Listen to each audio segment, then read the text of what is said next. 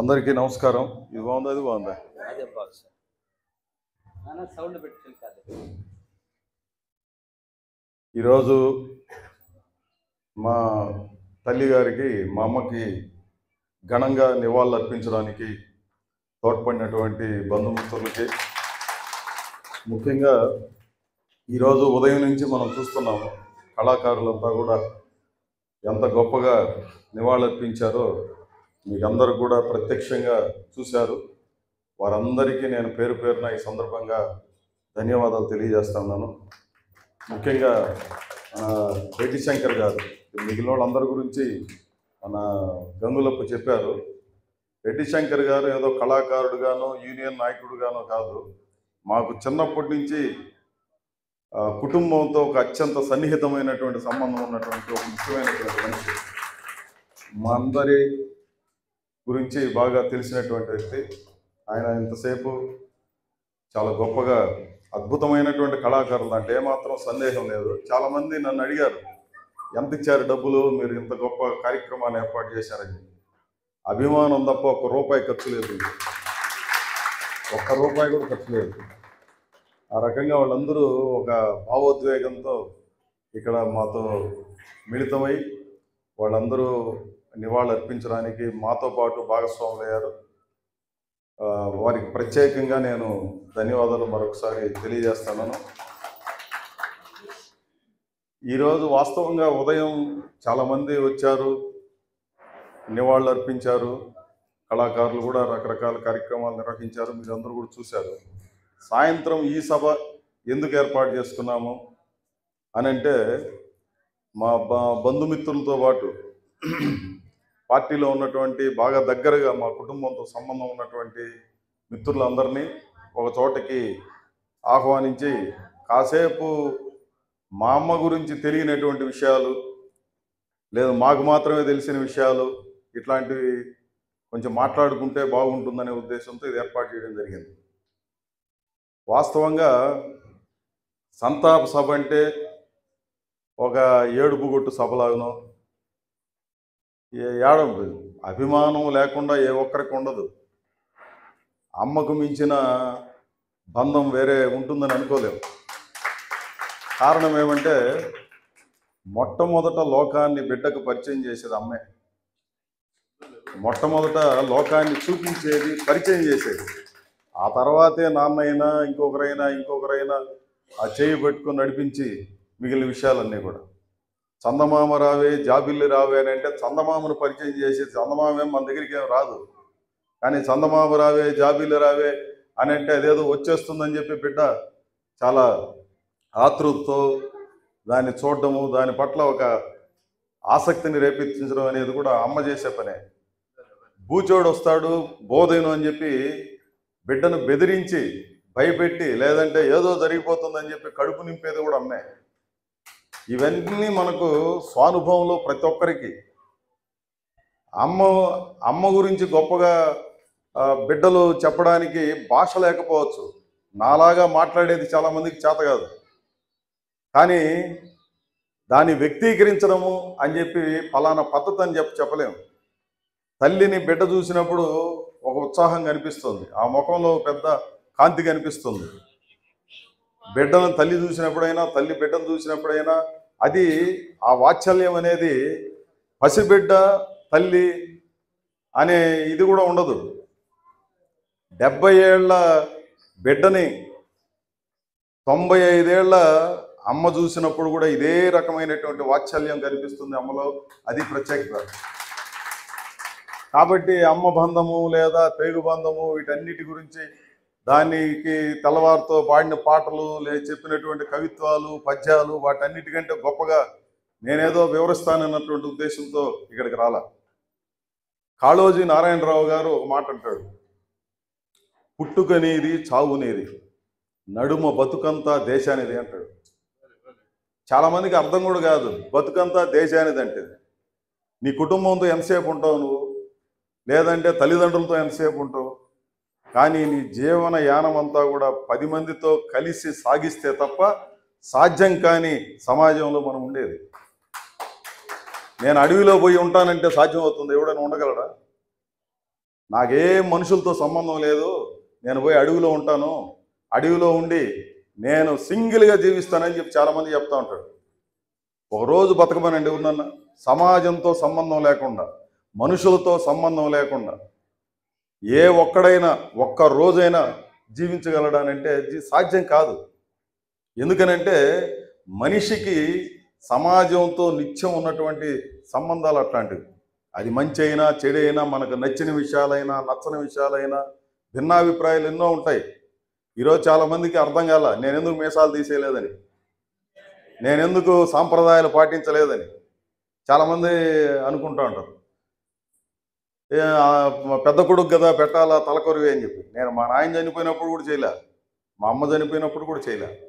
మా నాయన చనిపోయినప్పుడు చేయకపోతే చాలామంది నన్ను అడిగారు. కానీ మా అమ్మ ఏమని చెప్పిందంటే, ఆ సందర్భంలో వాళ్ళకు ఉన్నటువంటి పద్ధతులు వాళ్ళకు ఉంటాయి, వాడిని ఎందుకు ఇబ్బంది పెడతారు, వాడి పద్ధతి ప్రకారం ఉండిండి అని చెప్పి చెప్పింది.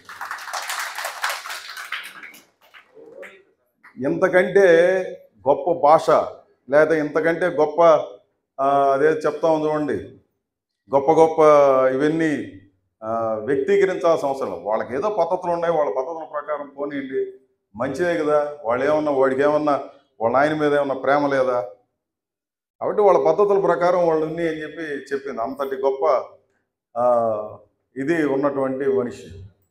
నేను ఎందుకు ఈ విషయాలని చెప్తానంటే, చాలా విషయాలు చెప్పచ్చు, చాలా వివరంగా కూడా చెప్పచ్చు, ఒక గంట సేపు మాట్లాడచ్చు నేను. కానీ కొన్ని విషయాలు మాత్రం చెప్తాను. మాకందరికి కూడా మేము నలుగురు, మోహన, రమాదేవి, చిన్ని. చిన్ని అంటే విజయలక్ష్మి. విజయలక్ష్మి అంటే తెలియదు చాలామందికి, చిన్ని అనే తెలుసు. మేము నలుగురు. నేను చాలా కాలం తర్వాత పుట్టాను మా అమ్మ నాన్నకి. పిల్లలు లేరు, మా అమ్మకి నాయనకి పిల్లలు లేరు. దేవుళ్ళ దగ్గరికి తిరిగి, ఎక్కడెక్కడికో తిరిగి వీళ్ళకి పిల్లకాయలు పుట్టరు అని చెప్పి, మా నాయనకి ఇంకో పెళ్లి చేస్తే బాగుంటుందని చెప్పి రకరకాలుగా ఆలోచన చేసిన తర్వాత ఎప్పుడో పుట్టాను నేను. అందుకని చాలా అల్లారు ముద్దుగా బిడ్డలను చూసుకునేవాడు. ఫస్ట్ పుట్టింది నేనే కాబట్టి నా మీద అత్యధికమైనటువంటి ప్రేమ కూడా ఉండేది. అందుకని నన్ను తిరుపతిలో 1వ తరగతి చేర్చలా, దేవపట్నంలో చేర్చారు. కారణం ఏమంటే, ఇక్కడి నుంచి వీడు స్కూల్కి పోయేటప్పుడు ఆడ ఈ బస్సులు ఇవి వస్తూ ఉంటాయి, నా బిడ్డ లేకలాగా పుట్టినోడు, వీడికి ఏమన్నా చిన్న ప్రమాదం జరిగితే ఏమైపోతుందేమో నన్ను దేవపట్నంలో చేర్చారు.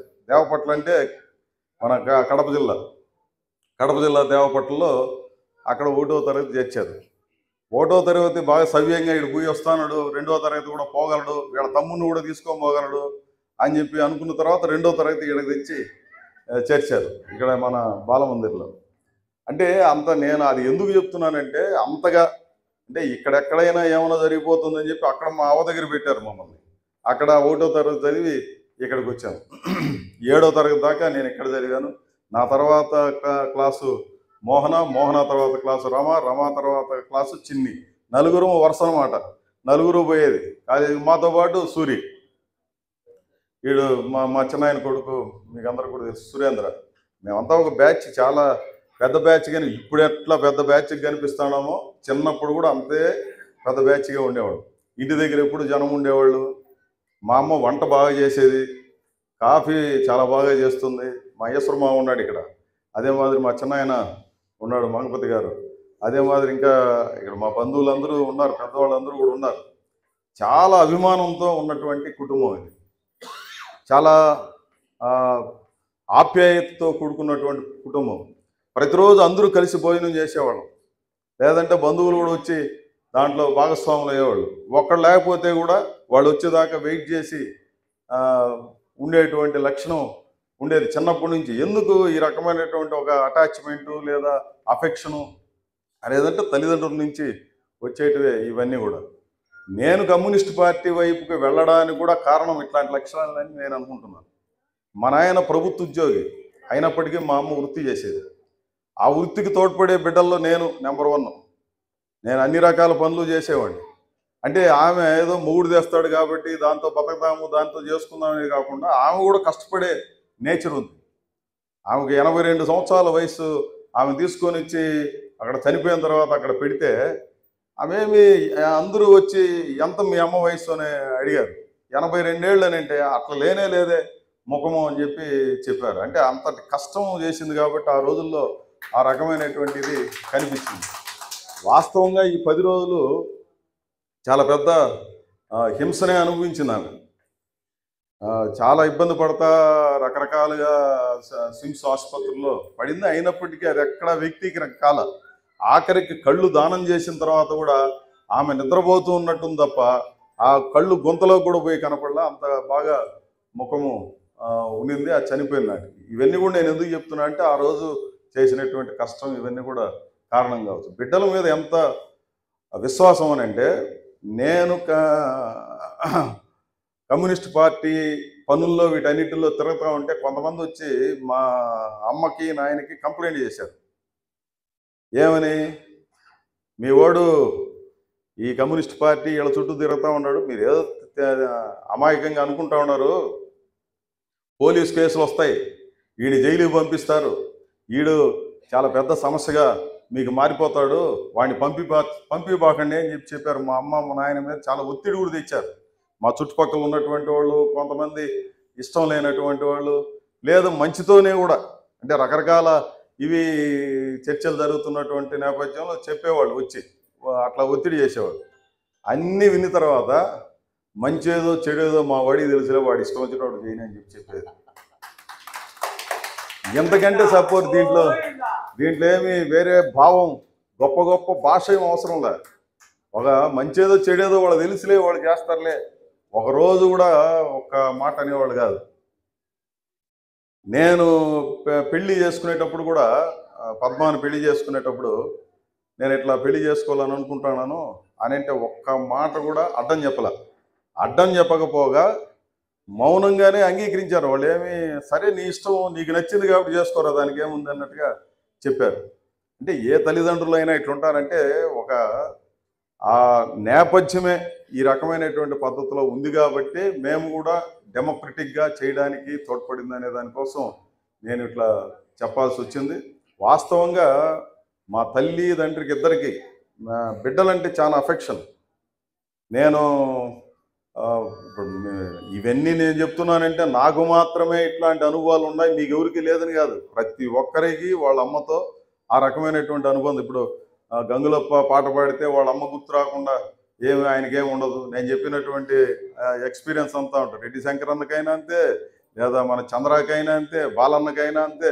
80 ఏళ్ళు వచ్చినా 90 ఏళ్ళు వచ్చినా తల్లి కాకుండా ఇదేమి కాదు. దానికి ఉన్నటువంటి ప్రయారిటీ ఎప్పుడు అట్లే ఉంటుంది.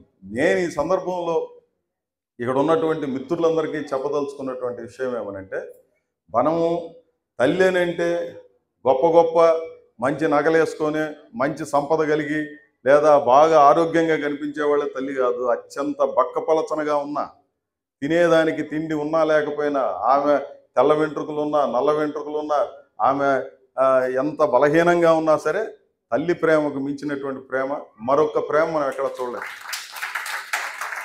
ఎన్ని కష్టాలున్నా ఎన్ని బాధలున్నా ఆ బిడ్డల పట్ల అదే రకమైనటువంటి దీన్ని వాడు ఎంత దుర్మార్గుడైనా దుష్టుడైనా లేకపోతే ఇంకొక రకమైన ఏదో ఒక రకంగా వాడిని సంస్కరించుకొని చూద్దామన్నటువంటి తాపత్రయమే కనిపిస్తుంది తప్ప ఇంకోటి కాదు.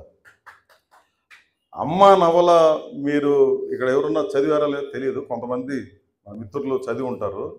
రష్యన్ నవల అది, అమ్మ అనే నవల. ఆ అమ్మ నవల ఒక దశలో ప్రపంచాన్ని ఉర్రూతొలగించింది. ప్రపంచంలో చాలా దేశాల్లో అమ్మ నవల చదివి ఇన్స్పైర్ అయ్యి ఒక ప్రోగ్రెసివ్ పర్సన్స్గా మారినటువంటి వాళ్ళు చాలామంది. కేసీఆర్ కూడా ఈ మధ్యలో ఒక మీటింగ్లో మాట్లాడుతూ అమ్మ నవల చదివిన తర్వాతనే నా యొక్క చూసే పద్ధతే మారిపోయింది, నేను చాలా ప్రోగ్రెసివ్గా మారినాను అని చెప్పాడు. అమ్మ నవల, రాహుల్ సాంకృత్యం రాసినటువంటి అనేక పుస్తకాలు ఇవన్నీ కూడా అట్లాంటివి కనిపిస్తాయి. అమ్మ అనే నవల అనేది అంత పెద్ద ఇది. ఆ అమ్మ నవల్లో ఉన్నటువంటి విషయాలు ఏంటంటే, భర్త, నేను చాలా బ్రీఫ్గా చెప్తాను. భర్త ఒక ఫ్యాక్టరీలో వర్కరు. భర్త విపరీతంగా తాగేసి వస్తాడు. ప్రతిరోజు వచ్చి ఇంట్లో గొడవ, బిడ్డల్ని కొడతాడు, తల్లిని కొడతాడు. చుట్టుపక్కల ఆ ఏరియాలో వాడంటే టెర్రర్ అనమాట. అంత రౌడీతనంతో ఉంటాడు. చింతనిప్పుల్లాగా కళ్ళు ఉంటాయి, తాగుడికి బానిస, ఇంటికి డబ్బులు తెచ్చేయడు, రోజు రచ్చనమాట. అట్లాంటోడు తాగి తాగి చనిపోతాడు. వాళ్ళ తల్లి కొడుకుని పనికి పంపిస్తుంది.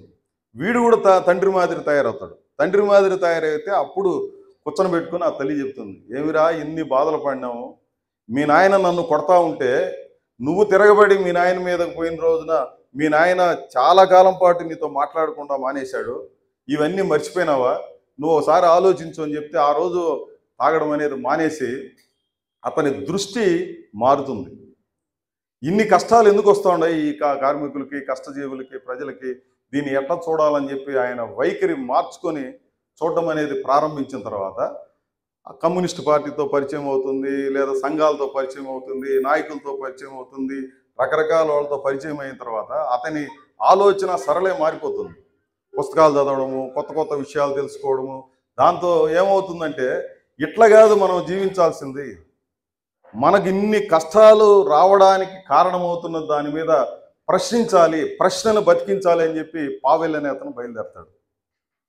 ఆ పావెల్కి తల్లి ఆ ప్రశ్నను బతికించుకోవడం కోసం ఆయన చేసే ప్రయత్నాలన్నిటిలో ఈ తల్లి అనేక రూపాయలు సహకరిస్తుంది అతనికి.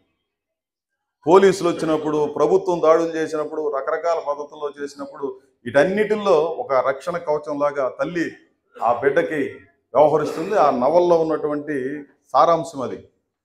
ఆ పుస్తకం చదువుకున్నా అంటే చాలా బ్రీఫ్గానే ఉంటుంది, ఒక ప్రయత్నం చేయండి. నేను ఎందుకు ఈ విషయాన్ని చెప్తున్నానంటే మా జీవితంలో కూడా మా అమ్మ అట్లాంటి పాత్రని పోషించింది. చాలా సందర్భాల్లో విద్యుత్ ఛార్జీల పెంపుదలకు వ్యతిరేకంగా చంద్రబాబు నాయుడిని మేము అడ్డుకుంటే నా చెయ్యి ఇరిగిపోయింది. మా ఇంట్లో కానీ అందరూ చాలా బాగా బాధపడినారు, ఏడ్చారు, రకరకాలు ఇచ్చేశారు. కానీ నువ్వు పోవద్దనే మాట మాత్రం మాట్లాడు.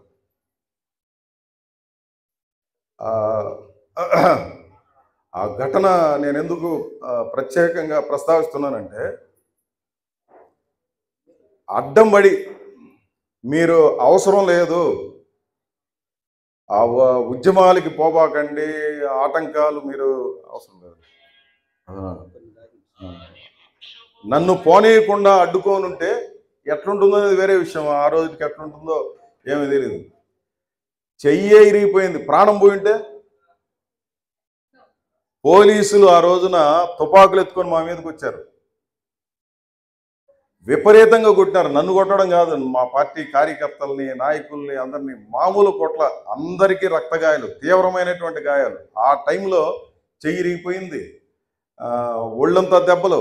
అట్లాంటి సందర్భంలో కూడా బాధపడినారు తప్ప నువ్వు పోవద్దు అని చెప్పాలి.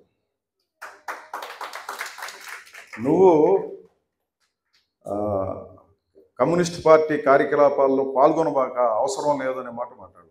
అది ఈరోజు నిన్న అన్న అంటున్నాడు, మన రెడ్డి శంకర్ గారు అంటున్నారు, 35 ఏళ్ళు అయింది మురళి నేను ఇక్కడికి వచ్చి, ఈ 35 ఏళ్ల చరిత్రలో నేను ఇంత జనాన్ని ఎప్పుడు చూడలేదు ఇక్కడ అని చెప్పినాడు. వాస్తవంగా నాకు తెలియని కూడా తెలుసు, ఎందుకంటే నేను లోపల ఉన్నా. లోపల మా అమ్మ దగ్గరే మేమంతా అక్కడ ఉన్నాము, మాకు తెలియదు. కానీ అన్నొచ్చి చెప్తున్నాడు, నేను ఎప్పుడు చూడలేదు. చాలామంది ఈరోజు మాట్లాడిన వాళ్ళు, ఆ రోజు వచ్చిన వాళ్ళు, విపరీతంగా జనం వచ్చారు, వస్తూనే ఉన్నారు. అంటే వీళ్ళంతా ఏదో మనం డబ్బులు ఖర్చు పెడితేనో, లేదో లక్షలు ఖర్చు పెట్టి, కోట్లు ఖర్చు పెట్టి, నేనేదో అధికారంలో ఉంటేనో, పదవుల్లో ఉంటేనో వచ్చినటువంటి వాళ్ళ ఊరు కాదు. కేవలం నేను ఈ ఎర్రజెండా పక్షాన నిలబడుకొని ఉండడం, మా కుటుంబ సభ్యులు, బంధువులు, స్నేహితులందరూ ప్రజల పట్ల, లేదంటే కుటుంబ సభ్యులు, బంధువులు వీళ్ళందరి పట్ల బాధ్యతాయుతమైనటువంటి పాత్రను పోషించాం కాబట్టి దాన్ని దృష్టిలో పెట్టుకుని వచ్చారని అనుకుంటున్నాం తప్ప మాకేదో పెద్ద తెలివితేటలు ఉన్నాయి, మేము పెద్ద పెద్ద సంపన్నులు, లేదా పెద్ద పెద్ద బిల్డింగ్లు ఉన్నాయి కాబట్టి వచ్చారని చెప్పి నేనేమి అనుకోవడం లేదు. ఈరోజు మీకు చాలామందికి ఇక్కడ ఉండేవాళ్ళు తెలిసి ఉంటుంది, మేము గుడిసింట్లోనే ఉన్నాం ఇక్కడ మన ఆఫీస్ ఎదురుగా. నాకు పెళ్ళి అయినా కూడా మాది గుడిసిల్లే, ఒక చిన్న ఇల్లు. చాలా కాలం పాటు మా కుటుంబం మొత్తం ఒక చిన్న చిన్న బాడుగిళ్ళలోనూ ఉన్నటువంటి కుటుంబాలే తప్ప మేమేదో పెద్ద సంపన్నులుగానో ఇది కానీ. ఇప్పుడు కొద్దిగా ఏదో బెటరు ఇది కనిపిస్తూ ఉంది. అంటే మేము పెద్దవాళ్ళు అయిన తర్వాత వాళ్ళు ఉద్యోగస్తులను పెళ్లి చేసుకున్న తర్వాత వాళ్ళ పిల్లలు వీళ్ళంతా కూడా వృద్ధిలోకి వచ్చిన తర్వాత కొంచెం బెటర్ పొజిషన్ కనిపిస్తుంది తప్ప చాలా సామాన్యమైనటువంటి సామాన్య కుటుంబాల్లో కూడా ఆప్యాయతలు ఎట్లా ఉంటాయనే దానికి ఇవన్నీ కూడా ఒక నిదర్శనంగా ఎవరెవరికి ఉన్నటువంటి మా తమ్ముడిది ఒక రకమైన ఎక్స్పీరియన్స్, మా చెల్లెళ్ళది ఒక రకమైన ఎక్స్పీరియన్స్, లేదా అల్లుళ్ళది ఒక రకంగా ఉంటుంది, మనవాళ్ళది ఒక రకంగా ఉంటుంది. ఎవరు కూడా కంప్లైంట్ లేనటువంటి మనిషి మా అమ్మ. అందరూ అభిమానంతో చూసేటువంటి ఇదే మేము చూసాము. అది మాకందరికి కూడా ఒక సౌకర్యంగా ఉండడానికి, లేదా ఎవరి పాటికి వాళ్ళకి వాళ్ళ అభిప్రాయాలు కనుకోండి. నేను అసలు చాలా మంది అడుగుతారు, మీ తమ్ముడేమో అంత పూర్తి అట్ట రివర్స్లో ఉంటాడు, నువ్వేమో ఇట్లుంటావు, ఇది ఎట్లా సాధ్యమైందని చెప్పి. మా ఇంట్లో ఉన్నటువంటి వాతావరణమే అట్లా సాధ్యం కావడానికి తోడ్పడింది. అట్లాంటి అంశాలు చాలా చెప్పచ్చు. ఇప్పుడు సందర్భం కూడా కాదు అంటే అంతకంటే ఎక్కువ విషయాలు అవసరం లేదు. చాలా డెమోక్రటిక్గా ఉండేది అభిప్రాయాలు. మా నాయన కాంగ్రెస్ పార్టీని అభిమానించేవాడు, చాలా బలంగా అభిమానించేవాడు. కాంగ్రెస్ పార్టీని గట్టిగా సపోర్ట్ చేసేవాడు. అంటే కాంగ్రెస్ కమ్యూనిస్టులే రాష్ట్రంలో, తెలుగుదేశం అధికారంలోకి వచ్చేదాకా కూడా ఈ రాష్ట్రంలో కాంగ్రెస్ కమ్యూనిస్టుల చుట్టూ చర్చ ఉండేవాడు. అట్లాంటి కుటుంబంలో నేను ఒక డిఫరెంట్గా మారడానికి కారణం కూడా ఏంటంటే రకరకాల పరిస్థితులు, కారణాలు ఇవన్నీ. నేను 10వ తరగతి చదివేటప్పుడు 19 మంది మాత్రమే 10th పాస్ అయింది. ఇక్కడ మున్సిపల్ స్కూల్లో చదువుకున్నది. అక్కడ ఉన్నటువంటి నేపథ్యం వేరు, బాలమందిర్లో చదువుకున్నప్పుడు నేపథ్యం వేరు. అందరూ డిఈఓ కూతురు కూడా మాతో పాటు చదువుకున్నది. ఇప్పుడు పేదవాళ్ళు వేరు స్కూళ్ళు అయిపోయినాయి, షావుకారుల స్కూళ్ళు వేరే అయిపోయినాయి, డబ్బు ఉండేవాళ్ళ స్కూళ్ళు వేరే, పేదవాళ్ళ స్కూళ్ళు వేరే, బలహీన వాళ్ళ పరిస్థితులు వేరే, ఇట్లా అయిపోయినటువంటి పరిస్థితి వచ్చిన నేపథ్యంలో ఆ సామాజిక సమస్యల పట్ల బాధ్యత కూడా లేని పరిస్థితి ఏర్పడింది. ఇట్లాంటివి అనేకం చెప్పచ్చు, సమయం లేదు. నేను ఎందుకు ఈ విషయాలన్నీ ఇదైనా చెప్తున్నానంటే, ఒక డెమోక్రటిక్గా నడిపారు మా కుటుంబంలో. మా నాయన గురించి కూడా చాలా చెప్పచ్చు. మా నాయన, నేను ఇదే ఆఫీస్లో జిల్లా కార్యదర్శిగా ఆడ ఒక చిన్న రూమ్ ఉండేది, ఇంత పెద్ద బిల్డింగ్ అప్పుడు లేదు. ఆడ కూర్చొని ఉంటే మా నాయన దూరంగా నిలబడుకుంటాడు. అంటే నేను ఇట్లా చూస్తే ఆయనకల్లా, అంటే అప్పుడు నేరుగా వచ్చి డిస్టర్బ్ చేయడు, నేరుగా వచ్చి నన్ను ఏమిరా అని పలకరించి మాట్లాడటం దూరంగా ఉంటాడు.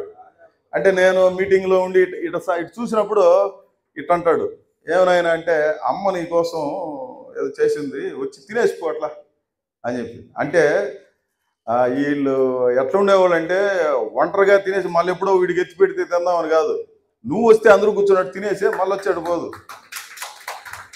అట్లాంటి అటాచ్మెంట్ ఉన్నటువంటి దీంట్లో మేమంతా పెరిగింది. చివరి రోజుల్లో మా అమ్మకి అల్జీమర్స్ వచ్చింది. బిడ్డలను కూడా గుర్తుపట్టలేనంత పరిస్థితి. వస్తానే వెంటనే మాట్లాడలేదు. నేను వచ్చి కూర్చున్న తర్వాత చాలాసేపటికి కానీ ముఖంలో వెలుగు రాదు. ఓ నా కొడుకు వచ్చినాడు అని చెప్పి. అంటే అల్జీమర్స్ ప్రభావం అట్లా ఉంది. చివరి రోజులకు వచ్చేటప్పటికి ఆమెకి ఏమైందంటే, మెదడులో బ్లీడింగ్ కారణంగా ఆమె చనిపోయే రోజుకి ఆ బ్లీడింగ్ కారణంగా ఆ రకమైన పరిస్థితి వచ్చింది. కానీ మేము అనుకున్న దానికంటే గట్టి ఫైట్ ఇచ్చినాము ఆ హాస్పిటల్లో. ఇంకొక ప్రత్యేకమైనది ఏమంటే, బిడ్డలకి ఇంత కష్టాన్ని, నేను కమ్యూనిస్ట్ పార్టీలో ఉన్నాను కాబట్టి సాధ్యమైందేమో అని అనిపిస్తుంది నాకు. ఒకవైపునేమో తల్లి వెంటిలేటర్ మీద, మరొక వైపున శిబిరం వేసుకుని ఆ శిబిరంలో పోరాటం, 1000 మంది తల్లుల కోసం పోరాటం ఇటువైపునేమో నేను, ఇటువైపున బిడ్డగా. ఈ రెండింటిని బేర్ చేయాలంటే అంత తేలికైనటువంటి విషయం కాదు. నాకు ఎంత సపోర్ట్ అన్నా ఉండొచ్చు. స్విమ్స్లో అధికారులు కావచ్చు, మా గీత కావచ్చు, లేదా సునీత గారు వచ్చి ఇట్లా వాళ్ళందరూ ఎంత సపోర్ట్ ఉన్నా ఆ తల్లికి బిడ్డనే కదా నేను కూడా. అట్లా ఆ 10 రోజులు పెద్ద దీన్ని ఎదుర్కోవాల్సినటువంటి పరిస్థితి ఏర్పడింది. ఏమైనప్పటికీ నేను కానీ, మా తమ్ముడు కానీ, చెల్లెళ్ళు కానీ, వీళ్ళందరూ, లేదా మా కుటుంబం, ఈరోజు ఇంతమంది బంధుత్వం వీళ్ళందరూ కూడా ఇక్కడ ఉన్నారంటే దానికి కారణం కూడా ఏమనంటే మా ఫాదరు. మొట్టమొదట మా ఫాదరు ఆయన తిరుపతికి రావడం ఉద్యోగరీత్యా. ఆయన వచ్చిన తర్వాత ఏం గమ్మున లేడు, అందరిని ఒక్కొక్కరిని దాదాపు ఆ బంధుత్వాన్ని మొత్తాన్ని తీసుకొచ్చి తిరుపతిలో ఉద్యోగాల్లో పెట్టి రకరకాల మన ఈశ్వరయ్య గారి నుంచి ఇంకా మిగిలిన వరుస అంతా అనమాట అందరూ వచ్చి అందరూ ప్రభుత్వ ఉద్యోగులే. అదొక ప్రత్యేకత. అందరూ ప్రభుత్వ ఉద్యోగులే. మా కుటుంబంలో ఉన్నంత ప్రభుత్వ ఉద్యోగులు ఇంతమంది బ్యాచ్ తిరుపతిలో ఎవరు లేరు. అట్లా ఒక మంచి టీముగా, ఒక మంచి ప్రేమానురాగాలు లేకపోతే బంధాలు ఏమన్నా అంటాం చూడండి, అవన్నీ ఉన్నాయి. లోపాలు లేవు అని కూడా ఏం కాదు. మా నాయనతో చాలా సమస్యలు కూడా పడినాం మేము. అప్పులు చేసినాడు, తాగినాడు, వీటన్నిటిని ఎదుర్కోవడానికి మేము రచ్చ చేసేవాళ్ళము. మా అమ్మ కూడా చాలా ఇబ్బంది పడింది. ఇవన్నీ కూడా ఎక్స్పీరియన్సెస్. అవి చూసిన తర్వాత అప్పు అంటే భయం అయిపోయింది, తాగుడు అంటే భయం, వ్యసనాలంటే వాటికి దూరంగా ఉండాలి, దానివల్ల ఎంత నష్టం జరుగుతుంది అనేది చాలా సందర్భం ప్రత్యక్షంగా అనుభవించినాం. కాబట్టి వాటన్నిటిని కూడా ఫేస్ చేశాము. కాబట్టి నేను ఈ సందర్భంలో మీకు అందరికి కూడా ఇక్కడ ఉన్నటువంటి వాళ్ళు ఇంకా కొంతమంది మా వాళ్ళందరూ కూడా మాట్లాడతారు. ఈ సందర్భంలో నేను రిక్వెస్ట్ చేసేది ఏమంటే భిన్నాభిప్రాయాలను వినాలి. అది మా అమ్మ నుంచి మేము నేర్చుకున్నాం. మనకు నచ్చని విషయాలు చాలా ఉంటాయి. నచ్చని విషయాన్ని సహించిన వాడే సమంజసమైనటువంటి వాడు. సహించాలి. సహించడం వేరు. నువ్వు భిన్నాభిప్రాయాల్ని సమాజంలో రకరకాల ఉంటాయి. అట్లా కాకుండా నేను చెప్పిందే కావాలి, నేను అనుకునిందే జరిగిపోవాలా, నేను చెప్పింది నా మైండ్ ఎట్టుందో అందరూ అట్నే ఉండాలా అని అనుకోవడమే ఒక డెమోక్రటిక్. మా అమ్మ కానీ మా నాయన కానీ ఏ రోజు లేరు అట్లా. బిడ్డల్లోనే 4 రకాలుగా ఉంటే 4 రకాలకి డెమోక్రటిక్గా ఉండిచ్చారు. దానివల్లనే మేము చాలా విషయాలు, నేను బాలన్న అంటూ ఉంటాడు, నీకు ఇన్ని తెలివితేటలు యాడ్ నుంచి వచ్చే లక్ష్మి కూడా అంటూ ఉంటుంది. అన్నా మీకు మురళి అనే పేరు ముందుగా నిర్ణయించుకొని పెట్టినారా, లేదు పుట్టినాకి పెట్టినారా మీకు మురళి, నువ్వేం మామూలుడు కాదు అని అంటూ ఉంటాడు. అదేదో నా తెలివితేటలో లేకపోతే ఇంకోటని నేనేమి అనుకోవడం లేదు. రకరకాల కారణాలు ఇచ్చేవాళ్ళు అంటూ ఉంటాడు. నేను మొన్న కూడా బాలన్న మీటింగ్లో చెప్పినాడు, అంత సంయమనంగా ఉంటాడు, అందరితో మాట్లాడతాడు, అందరినీ అభిప్రాయాలు తీసుకొని చేస్తారు. అవన్నీ కమ్యూనిస్ట్ పార్టీ నేర్పించింది. జీన్స్లోనో లేకపోతే తల్లిదండ్రుల కారణంగా వచ్చినటువంటివి కూడా చాలా ఉంటాయి. ఇవన్నీ రకరకాల ప్రభావాలు ఉంటాయి, దాంట్లో ఏమాత్రం సందేహం లేదు. కాబట్టి భిన్నాంశాలని, భిన్నాభిప్రాయాలని, భిన్న ఆలోచనల్ని వాటన్నిటినీ సంఘర్షించాలి, సొసైటీలో సంఘర్షించాలా. దానికి తోడ్పడింది మా కుటుంబం. ఈరోజు నేను కమ్యూనిస్ట్ పార్టీలో ఒక స్థాయి మీ అందరి ఎదురుగా నిలబడుకుని మాట్లాడేంత స్థానంలో నేను ఉన్నానంటే దానికి మా తల్లిదండ్రుల ప్రోత్సాహం అనేది అన్నిటికంటే కీలకమైనది. ఇప్పుడు నువ్వు పోయి డబ్బులు సంపాదించకుండా ఏందిరా అని చెప్పి నాతో గొడవ పడి ఉంటే ఇది సాధ్యం అయి ఉండేదా కాదో తెలియదు.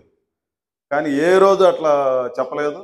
ఒక బాగా ప్రోత్సహించే పద్ధతిలో వ్యవహరించారని చెప్పి నేను మీ అందరికీ తెలియజేస్తూ, వారి మా అమ్మ నాన్న కడుపును పుట్టి ఈరోజు ఈ రకమైనటువంటి దీంట్లో ఉన్నామంటే వాళ్ళు ఇచ్చినటువంటి ఆ జన్మ కావచ్చు, వాళ్ళు నేర్పించినటువంటి విద్యా బుద్ధులు కావచ్చు, లేకపోతే రకరకాల కారణాలు ఇచ్చారు. వారికి అన్ని రకాలుగా మేము రుణపడి అనే మాటలు అవన్నీ కూడా అన్సైంటిఫిక్. రుణపడి ఉన్నామో లేకపోతే ఇంకోటి అనుకోలేము. వారి కారణంగా ఈరోజు ఈ స్థానంలో ఉన్నా అంటే వాళ్ళకి ఏ రకమైనటువంటి కృతజ్ఞతలు చెప్పుకున్నా అది సరిపడేటివి కాదు ఆ తల్లిదండ్రులకి. కాబట్టి నేను అంతవరకు చెప్పగలను. వారు అనుకున్నటువంటి దాన్ని స్థిరీకరించడానికి, దాన్ని కొనసాగించడానికి మేము తప్పనిసరిగా ప్రయత్నం చేస్తాము. మాలో ఉన్నటువంటి చిన్న చిన్న లోపాలు మాకేదన్నా ఉంటే మా మోహన కొంచెం బాగుండాలని, వాడు చిన్నప్పుడు జాతరలో తప్పినాడు. జాతరలో తప్పితే వేరే వాళ్ళు ఎత్తుకొని వెళ్ళిపోయినారు. వాడి కోసం ఏడ్చి పెద్ద గందరగోళం చేసి ఇంట్లో మామూలుగా ఊరంతా వస్తారు, అన్ని ఊర్ల నుంచి జాతరకు వస్తారు మా ఇంటికి ప్రతి సంవత్సరం. అందరూ ఏడుపులు ఎత్తుకున్నారు, అందరూ ఏడ్చే పనే సాయంత్రం దాకా. మళ్ళీ ఎవరో ఒక ఆయన చూసి, ఒక ఆయన పలకలు కొట్టి ఆయన మెడలో ఉన్నాడని అంటే అప్పుడు దించుకొని మా బిడ్డగా ఉన్నాడని చెప్పి తీసుకొస్తే అట్లా వచ్చినాడు. కాబట్టి వాడికి ఏమన్నా సమస్య వచ్చినా కూడా కుటుంబంలో ఉన్నటువంటి వాళ్ళందరూ కూడా సమస్య లేకుండా ఉండు, సమస్య లేకుండా ఉండు అని చెప్పి చెప్తా ఉంటారు మోహనాకి. కాబట్టి వాడు సమస్యలు తెస్తానే ఉన్నాడు, తెస్తా ఉన్నా సమస్య లేకుండా ఉండని చెప్తానే ఉంటాం మేము. కాబట్టి మా తల్లిదండ్రుల ఆశకి తోడ్పడేటట్టుగా ఉండాలని అంటే సమస్యలు ఎన్ని ఉన్నా వాటన్నిటిని పరిష్కరించుకొని ఈరోజు మళ్ళీ ఫుల్ హెల్తీగా మోహన ఉండాలని చెప్పి నేను కోరుకుంటున్నాను. పిల్లలు కూడా మంచి పిల్లలు నేను చూస్తాను కదా. నాకు 2 అమ్మాయిలు, లహరి, హరిణి.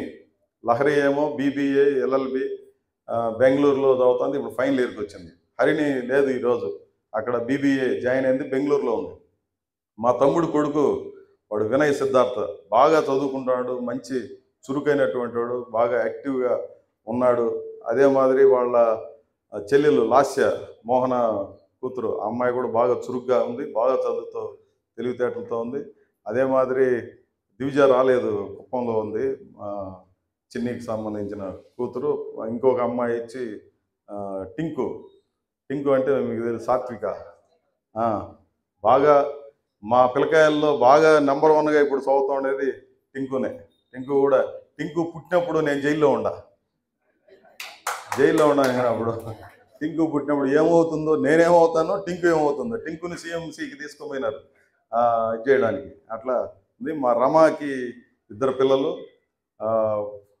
అభిషేక్, ఇక నాని, మేము నాని అంటాం. వాడు ఇప్పుడు మంచి కంపెనీలో ఒక దీనికి ఇన్ఛార్జిగా ఉన్నాడు, మంచి పొజిషన్లో ఉన్నాడు హైదరాబాద్లో. వాళ్ళ వైఫ్ కూడా అదే మాదిరి ఉంది. అదే మాదిరి వాళ్ళ చెల్లెలు మా మనస్విత శిరీష కూడా ఇంజనీర్గా ఉంది. ఇప్పుడు ఆ రోజు పరిస్థితి, మేము 10వ తరగతికే చాలా కష్టపడాల్సి వచ్చింది. ఇప్పుడు వీళ్ళంతా మంచి స్థానాల్లో ఉన్నారు. నేను కోరేది ఏమనంటే 10 మందికి ఉపయోగపడే పద్ధతిలో జీవించడమే అన్నిటికంటే గొప్ప జీవితం. ఎన్ని కోట్లు సంపాదించినాము, ఎన్ని లక్షలు సంపాదించినాము, ఎన్ని బిల్డింగ్లు కట్టినాము, ఎన్ని ప్లాట్లు సంపాదించినాము, ఎంతెంత కూడబెట్టుకున్నాము, ఇవన్నీ కూడా ఏమీ గుర్తుండవు జనానికి. ఏమీ రావు, నీతో పాటు ఏమీ రావు. కాబట్టి రాని వాటి గురించి పరిగెత్తి అలసిపోయేదానికంటే మనం ఏదైనా 10 మందికి ఉపయోగపడే పద్ధతిలో జీవించడానికి కనీసం ప్రయత్నం చేద్దాం అనే రిక్వెస్ట్ తప్ప ఇంక వేరే ఇదేమీ లేదు. ఇక్కడ ఉన్నటువంటి అనేక మంది, నేనే ఎక్కువసేపు మాట్లాడినాను. ఇంకా మాట్లాడేవాళ్ళు ఒక 5 నిమిషాలు లేదా 2-3 నిమిషాలు అట్లా వీలైనంత బ్రీఫ్గా మాట్లాడితే బాగుంటుంది. వాళ్ళు ఎవరెవరు మాట్లాడతారో వస్తే ముందు మా నలుగురిని పరిచయం చేస్తా. కొంతమంది తెలియదు కదా, మా మోహన, చిన్ని, రమాదేవి. రండి నలుగురు రండి. రమ్మన్న ముందు మోహనాని.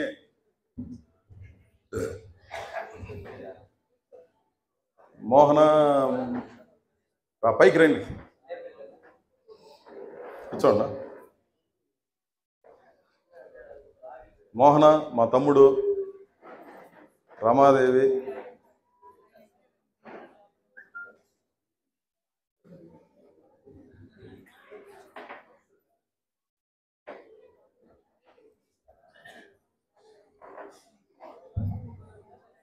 రమాదేవి మా పెద్ద చెల్లెలు, చిన్ని విజయలక్ష్మి చిన్న చెల్లెలు. మేము నలుగురు. వాస్తవంగా ఇంటి పెద్దోడు అనుకుంటారు అందరూ, మీ అన్న అంటూ ఉంటారు అందరూ. మీ అన్నం చూసినామే అని అంటూ ఉంటారు. నాకంటే చిన్నోడులాగా కనపడరా అని చెప్తా ఉంటాను నేను.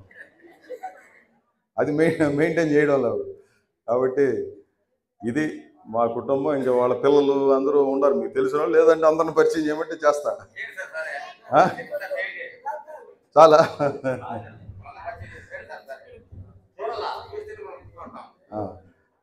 ఉండారులే, మళ్ళీ మాట్లాడతారు వాళ్ళందరూ కూడా. పిలిచేదా అందరినీ? సుజాత మా మోహన వైఫ్, రండి.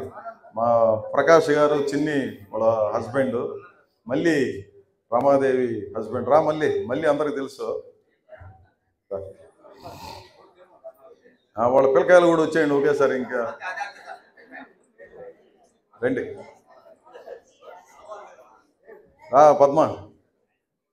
పద్మ, లహరి, అదే మాదిరి సిద్ధు, రండి. ఒక మా ఫ్యామిలీ ఫోటో అన్న ఉడిదండి ఎవరన్నా.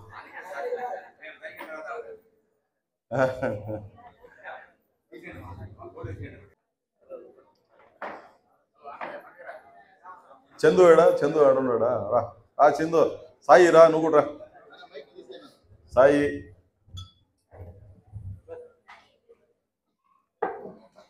లహరి నా కూతురు, పద్మజ నా వైఫ్, మళ్ళీ ఇట్రా, మళ్ళీ ఆ పక్కన మళ్ళీ రమాదేవి భర్త.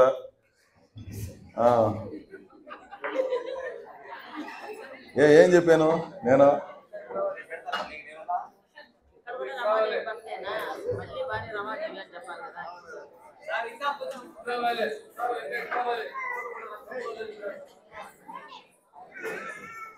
రా. మా తమ్ముడు భార్య, తమ్ముడి కొడుకు వినయ్ సిద్ధార్థ బీటెక్ చేస్తున్నాడు. లాస్య ఎన్నో తరగతి, 7th చదువుతా ఉంది. నాకు చూడు ఏం చదువుతుందో కూడా గుర్తులేను. ఇక్కడ మళ్ళీ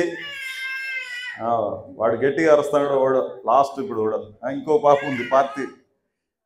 మళ్ళీ రమాదేవి కొడుకు అభిషేక్, వాళ్ళ వైఫ్ నీలిమ.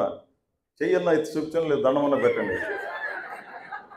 నీలిమ ఆ అమ్మాయి సాఫ్ట్వేర్ ఇంజనీరు, ఇద్దరు సాఫ్ట్వేరు.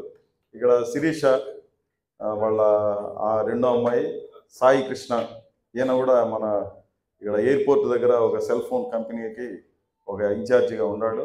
మొన్ననే పుట్టాడు వీడి పేరు తన్విక్ కృష్ణ. అక్కడ మా ఓం ప్రకాష్ గారు, చిన్ని వాళ్ళ భర్త, చిన్ని కూతురు అక్కడ సాత్విక, టింకు, చందు వచ్చి వాళ్ళ పెద్దమ్మాయి ఇప్పుడు అక్కడ కుప్పంలో ఉంది. ఆయన వెటర్నరీ డాక్టర్గా ఉన్నాడు, కుప్పంలో జాబ్ చేస్తున్నాడు. ఇది మా ఫ్యామిలీ. ఒక దివిజ తప్ప, దివిజ ఒకటేనా మిస్ అయింది. దివిజ అని నా కూతురు, లహరి నా పెద్ద కూతురు. ఇది మా బ్యాచ్ మొత్తం. ఇప్పుడు మధ్యలో మామూలుగా మా అమ్మ ఉండేది, ఇప్పుడు లేదు అది. నెక్స్ట్ మీరు ఎవరు మాట్లాడతారా? ప్రకాష్ గారు మాట్లాడతారు. మాట్లాడమని ఒక నిమిషం.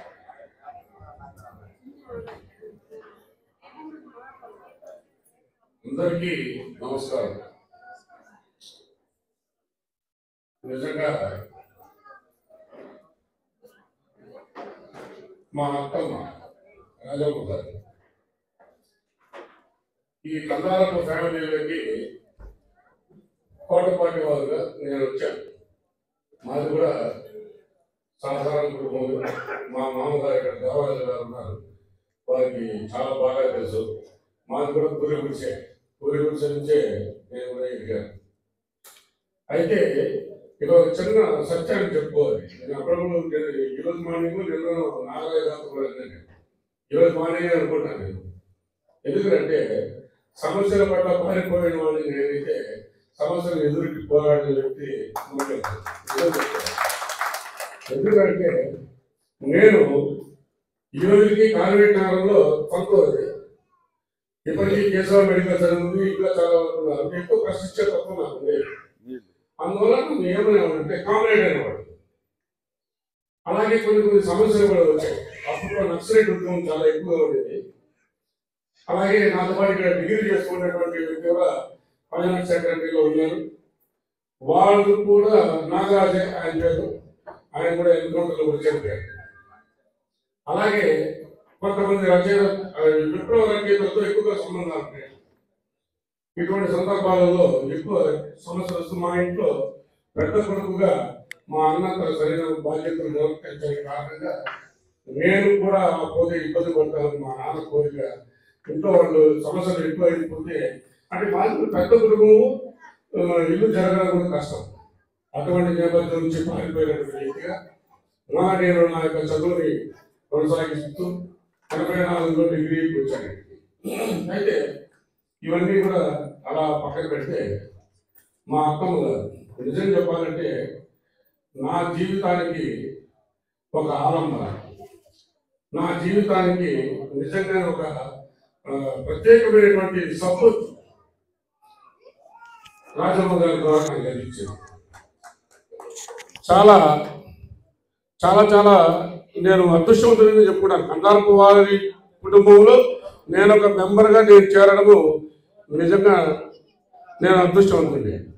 ఎందుకంటే ఇక్కడ ఒక వ్యక్తి గురించి మనం ప్రత్యేకంగా కొన్ని విశిష్ట లక్షణాలను ప్రతి ఒక్కరు తెలుసుకోవాలండి. ఎందుకు చెప్తున్నానంటే ఇక్కడ చాలామంది తల్లులు ఉన్నారు, ఇంకా కాబోయే తల్లులు కూడా ఉన్నారు.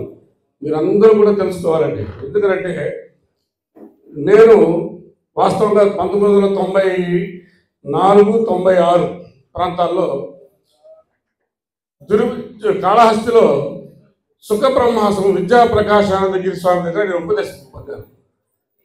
ఇది అలాగే 99లో భగవద్గీతని 18 అధ్యాయాలు కూడా పూర్తిగా రాశాను.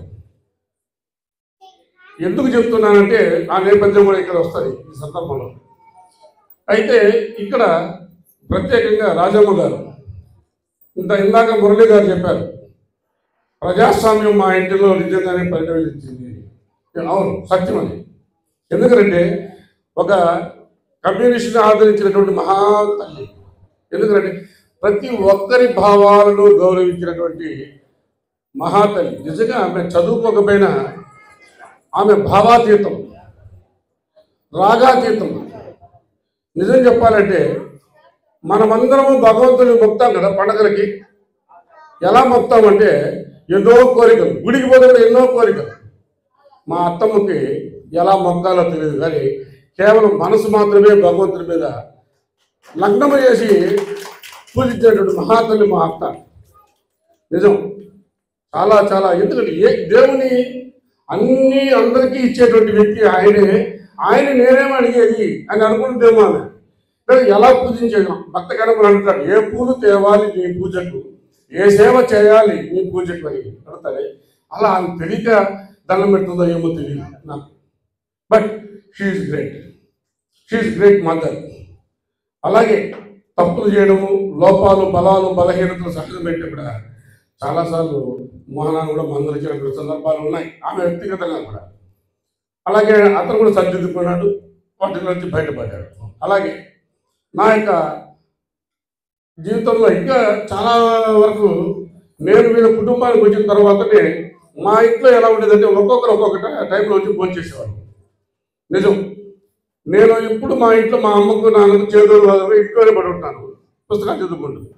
మా అన్న 11 గంటలకు వస్తాడు. ఇటువంటి సందర్భాల్లో అట్టా అలవాటు అయినటువంటి నేను నిశ్చితార్థమైన తర్వాత నుంచి గమనించాను. నిశ్చితార్థమైనప్పటి నుంచి ఈ సహపంక్తి భోజనం అనేది కుటుంబంలో అందరూ కలిసి ఎంత చక్కగా మాట్లాడుకోవడం. నన్ను పిలుస్తారు, నేను ఈవినింగ్ వస్తే భోజనానికి కూర్చుంటే అందరూ వెయిట్ చేస్తూ ఉంటే నాకు అదొక రకమైన అలౌకికమైనటువంటి ఆనందం, అవ్యక్తం నా ఆనందానికి. అలా కూర్చొని ఆ మామిడి పండ్లు పెట్టుకొని మేము తింటూ ఉంటే వాటిని షేర్ చేస్తూ వాటి ఏదో రకరకాలైనటువంటి వ్యాసంగాలను మాట్లాడుకుంటూ చేయడం అనేది నిజంగా మా మధ్యలో ఉన్నటువంటి బంధాలను మరీ ఎక్కువ బలంగా చేశాయేమో అనిపిస్తుంది. నిజం, అది చాలా మీనింగ్ ఉంది. కాబట్టి ప్రతి ఒక్కరు కూడా తల్లులు నేర్చుకోవాల్సింది ఏమైనా అంటే ఆమె దగ్గర నిశ్చలత్వం. ఏమి జరిగినా సరే జరగని అంటే ఆమె చదువుకోకపోయినా ఆమె దగ్గర ఒక స్థిత ప్రజ్ఞత భావం ఉండాలి. నిజంగా గొప్ప, అది కూడా యోగమే. అది అందరి వల్ల కాదు, ఏమన్నా జరగనీలే, దానివల్ల ఫలితాలు ఎలాగా ఉండని అని ఉన్నటువంటి వ్యక్తి ఆమె. అలాగే రాగాతీతం, బాధలైనా సంతోషాలైనా సమానంగా చూడగలిగినటువంటి ఒక గొప్ప వ్యక్తిత్వం ఆమె. అంటే నేను మా అత్తని నేను పొగట్టడం లేదు, ఇక్కడ ఉన్నటువంటి వాళ్ళకి చాలామందికి తెలుసు. ఎందుకంటే నేనే ఇక్కడ మీ అందరికంటే కొత్తగా వీళ్ళ కుటుంబంలో చేయడం అని నేనే అనుకుంటాను. ఎందుకంటే మీకు అందరికీ ఆమె సుపరిచయం కాబట్టి ఇది ప్రత్యేకంగా కూడా చెప్పాల్సినటువంటి అవసరం లేదు. అయితే ఈ సందర్భంగా నేను ఎక్కువ సమయం తీసుకోను. ఇక్కడ మాకు మా అత్తమ్మ గారు హాస్పిటల్లో ఉన్నప్పుడు మా సోదరుడు గీత, చిట్టి గీత, అలాగే సునీత మేడం, వీళ్ళందరూ కూడా మాకు చాలా ఒక నైతిక మద్దతునిచ్చారు. వాళ్ళు చాలా చక్కగా సేవలు చేస్తూ హాస్పిటల్లో మాకు వాళ్ళకు ప్రత్యేకంగా ధన్యవాదాలు చెప్పాలి. అలాగే ఇక్కడ ఆమె యొక్క మరణం అని అంటున్నారు, కానీ లేదు. ఎవరు చెప్పారు? మరణించలేదు ఆమె. పుత్రోత్సాహము తండ్రికి పుత్రుడు జన్మించినప్పుడే పుట్టదు, జనుల పుత్రుని కనుగొని పొగడంగా పుత్రోత్సాహము నాడు పొందుల స్థితి అని అంటారు. అలాగే ఆ రాజమ్మ తన పుత్రుని చూసి చాలా మురిసిపోవడమే కాదు, ఈ ప్రజల మధ్యలో మీ సేవ కోసం అంకితం చేసినటువంటి మహా ధీరవనిత. ఆమె యుద్ధం చేయలేదు కాబట్టి వీరవనిత కాకపోతే ధీరవనిత. నిజంగా ఆమె తీసుకున్న నిర్ణయం చాలా ధైర్యంతో కూడుకున్నట్టువే కదా. ఆ ధైర్యము ప్రతి తల్లికి కూడా రావాలి. ఎందుకంటే ఈరోజు చాలా చక్కగా మనం ఈ యొక్క సంస్మరణ సభను ఒక అర్థవంతంగా ముగించాలనేది నా యొక్క భావన. అందుకని చెప్తున్నాను. కాబట్టి ఇక్కడ ఏమైతుందంటే ప్రతి పనిలో తన కొడుకు కుమారుడు చేసినటువంటి ప్రతి పనిలో ఇటువంటి కుమారుడు ఇచ్చినటువంటి వ్యక్తి రాజమ్మని మన మధ్యలో ఆమె ఎప్పుడూ చేసుకొని ఉండాలి. కాబట్టి నాకు ఈ అవకాశం ఇచ్చినటువంటి పెద్దలందరికీ మరోసారి ధన్యవాదాలు తెలియజేస్తూ మళ్ళా మీకు అందరికీ నమస్తే తెలియజేస్తున్నాను.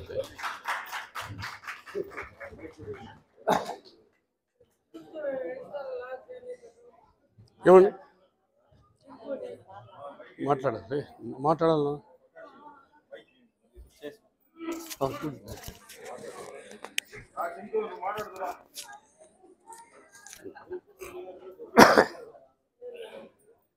అందరికీ నమస్కారం. ఆమెకి నేను అల్లుడు కాదు, మేనల్లుండి. మా నాయన చెల్లెలు మా అత్త. నేను చాలా మొహమాటంగా ఉండేది చిన్నప్పుడు. నన్ను చాలా ప్రత్యేకంగా చూసేదాన్ని. వాళ్ళ ఇంటికి వచ్చినప్పుడు కూడా నన్ను చాలా ప్రత్యేకంగా చూసేది. అది నాకు తెలుసు, నాకు తెలుసు, మా ఇంట్లో వాళ్ళు. ఆ గురించి ఏం చెప్పేది నేను? ఆ గురించి గొప్పగా చెప్పేదంతా ఆ ఇంట్లో మనం చూసే పద్ధతి ప్రకారమే ఎవరు ఎలా ఎట్టుంటారు అనేది గమనించి అందరితో పాటు అందరికి ఎలా చేయాలో అనేది చేస్తుంది అన్నమాట. అలాగే మా రావూరి దాంట్లో పెద్ద ఆవిడ ఈవిడే లాస్ట్. మా నాయన తర్వాత ఈవిడే. అందరూ చనిపోయారు, ఈవిడే లాస్ట్. నేను హాస్పిటల్ ఆపరేషన్ అయిన తర్వాత బతకదు అనుకున్నాను. ఇంకో 2-3 ఏళ్ళు ఉంటుంది, పర్వాలేదు ఈవిడ అని చెప్పి అనుకున్నా. కానీ 22 సంవత్సరాలు ఫస్ట్ బాధపడ్డా. తప్పదు ఇలాంటి విషయాలు. వీళ్ళు నేను చాలా నన్ను అతను ఒక 20 సంవత్సరాల కిందట 30 సంవత్సరాల కిందట ఏవేదోగా ఉండేది. అప్పుడులో నెల్లూరులో కూడా అంతే సపరేట్గా ఉండేది. నేను ఎప్పుడు తిరుపతికి వచ్చాను, ఇక్కడ డాబర్ పెట్టి ఇది సపరేట్గా ఉండిన తర్వాత కమ్యూనిస్ట్ పార్టీలో చేరిన తర్వాత సభ్యత్వం ఇచ్చాను. నాకు చాలా మార్పులు వచ్చినాయి నాకు. అది అంతకన్నా అవి చాలా గొప్ప వ్యక్తి. అంతవరకే చెప్తాను. Thank you.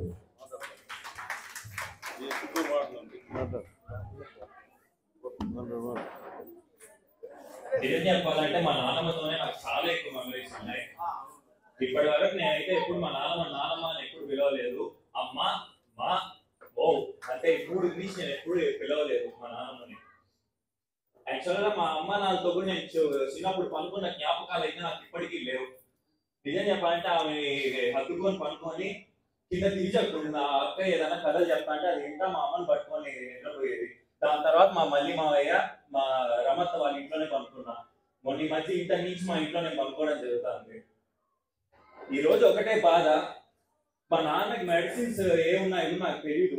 మా నాన్న మాకు మాత్రం క్యారికోల్సెట్, ఎకోస్ప్రిన్, కెలాపిన్ ఇవేవి ఈరోజు చెప్పడానికి లేదు. మా నాన్నకి ఇంక నుంచి కాల్ చేసుకొని అమ్మ చెప్తానని చెప్పడానికి లేదు. రేపటి నుంచి ఆమె లోపల ఉంది, తొందరగా రండి అని ఇంటికి చెప్పడానికి లేదు. అదో సైలెన్స్ అయిపోయింది మా ఇల్లు. చెప్పుకోవాలంటే డైజెస్ట్ చేసుకోవడానికి కూడా వల్ల కావట్లేదు లోపల. నిజం చెప్పాలి, చాలా వరకు మా డాడీ దగ్గరికి వచ్చి చెప్పారు, 82 ఏళ్ళు కదా చనిపోయింది, ఇన్ని రోజులు ఉండడమే ఎక్కువ అని కూడా చెప్పిన వాళ్ళు కూడా ఉన్నారు. కాకపోతే మా నాన్న ఈరోజు 82 ఏళ్ళ వాళ్ళ అమ్మ చనిపోలేదు. 4 సంవత్సరాలుగా చంటి బిడ్డగా అన్నం పెట్టిన తన బిడ్డ చనిపోయింది. ఈరోజు చిన్న బిడ్డలా కూడా కాదు, బిడ్డే అయిపోయింది మా నాన్నమ్మ. ఈరోజు మా ఇంట్లో నేను, లాస్య, దాని తర్వాత చిన్న బిడ్డగా ఉండింది ఆమె. ఈ రోజు ఈ 3 బిడ్డలు ఒక బిడ్డని కోల్పోయాడు మా తండ్రి. అవి చాలా భయం ఎక్కువ ఆవిడకి. నిజంటే ఆవిడకి చీకటి అంటే ఎక్కువ భయం. ఎవరన్నా ఇంట్లో లేకపోతే నేను ఒక్కనే ఉన్నాననే భయం. మా నాన్న ఎప్పుడన్నా వెళ్ళిపోతే ఎప్పుడు వస్తాడరా అనేసి ఎక్కువ భయం. క్రాకర్స్ ఎవరైనా చనిపోతే మీరు గమనించే ఉంటారు, మొన్న చనిపోయినప్పుడు కూడా క్రాకర్స్ కాల్చలేదు, ఎందుకంటే ఆవిడకి నచ్చదు. ఎవడన్నా బయట క్రాకర్స్ కాల్చితే కూడా వచ్చేది ఎవడరా వాడు అంత ఎక్కువ సౌండ్ పెట్టి చేస్తున్నాడు అనేది సరిచేది ఆవిడ. కానీ అంత భయం ఉన్న ఒక ధైర్యము మరియు పట్టుదల కలిగిన మహిళ ఆవిడ. ఎందుకంటే మొన్న 1 వీక్ గా మా నాన్న పొద్దున డ్యూటీ ఏంటంటే మా నాన్న నేను స్కూటీ మీద వేసుకొని స్విమ్స్ పోయేది. మా నాన్న ఇద్దరు రేగి పగలు అక్కడే ఉండేసి చూసుకున్నారు. నేను పొద్దు నుంచి మధ్యాహ్నం వరకు ఉండేసి మధ్యాహ్నం నుంచి మా అమ్మ మా అత్త డ్యూటీలు పెడతారు. కానీ వారం రోజులు మాత్రం చాలా పోరాడింది ఆవిడ. ఎంతంటే నిజం చెప్పాలంటే 50-50 ఛాన్సెస్ అన్నారు. మా నాన్న రోజు ఏడవని రోజు లేదు, రోజు ఏడుస్తానే ఉన్నాడు. 50-50 ఛాన్సెస్ అనేది ఏదైతే అయిందని పెదనాన్న మా నాన్న అందరూ అనుకొని ఆపరేషన్ కూడా చేయించారు. కానీ ఆశ్చర్యపడాల్సిన విషయం ఏంటంటే ఆపరేషన్ కూడా ఆవిడ కట్టుకొని సక్సెస్ అయింది. యాక్చువల్గా ఆపరేషన్ అది కూడా ఎవరు ఊహించలేదు. ఎంత అంటే నేను మా అమ్మ దగ్గరికి వెళ్ళేసి అడిగాను, ఏమా సక్సెస్ అంతా అయిపోయిందా ఎలా అంటే డాక్టర్స్ చెప్పారట ముందు ఆవిడ ఎలా ఉందో అలానే ఇప్పుడు అయ్యే అవకాశం కూడా ఉందనేసి. అంటే నా అత్యాస ఏంటంటే అప్పుడు ఆవిడ నేను చిన్నప్పుడు ఉండే సమయంలో ఈ పులకూర చేసేది, అలసందల పులకూర, సారీ, అది ఆవిడ సిగ్నేచర్ డిష్ అన్నమాట. కాబట్టి అది ఒక అత్యాస ఉండేది నాకు. అంటే ఆవిడ ముందు అవంతా జ్ఞాపకం వచ్చేసి మళ్ళీ అవంతా చేసేది, అదంతా ఒక చిన్న అత్యాస వచ్చింది. కానీ దురదృష్టవశాత్తు ఆవిడ మమ్మల్ని అందరినీ వదిలేసి వెళ్ళిపోయింది. కాకపోతే ఒకే ఒక ఆనందం ఏంటంటే మా పెదనాన్న వల్ల, ఆయన ఒక పట్టుదల, ఆయన ఒక ప్రోత్సాహం వల్ల ఈ రోజు నేత్రదానం చేయడం వల్ల ఆవిడ ఇంకా మాత్రమే ఉంది, ఇంకా ఆవిడ జీవిస్తూనే ఉంది అనేటువంటి ఒక ఆశ అయితే మాలో ఉంది. కాబట్టి వీలైతే మీ యొక్క కుటుంబంలో ఎవరన్నా చనిపోతారు అంట, చనిపోతే అవయవదానం ఖచ్చితంగా చేయండి. ఈ రోజు ఎవరన్నా చచ్చిపోతే తప్పెట్టేస్తారు, మిగిలితే మట్టి కాలిస్తే బూడిద, దాని నుంచి ఎలాంటి ఉపయోగం కూడా ఉండదు. కాబట్టి ఎవరన్నా చనిపోతే అవయవదానం చేయండి. దానివల్ల ఖచ్చితంగా వేరే వాళ్ళ ఒక కుటుంబాలలో ఒక వెలుగు వెలిగిన వాళ్ళు అవుతారు. కాబట్టి ఈ విధంగా మా నాన్నమ్మ మాతోనే ఉంది, ఇంకా జీవిస్తూనే ఉందని ఆశిస్తూ రాజమ్మ ఆల్వేస్ గివ్స్ ఆన్.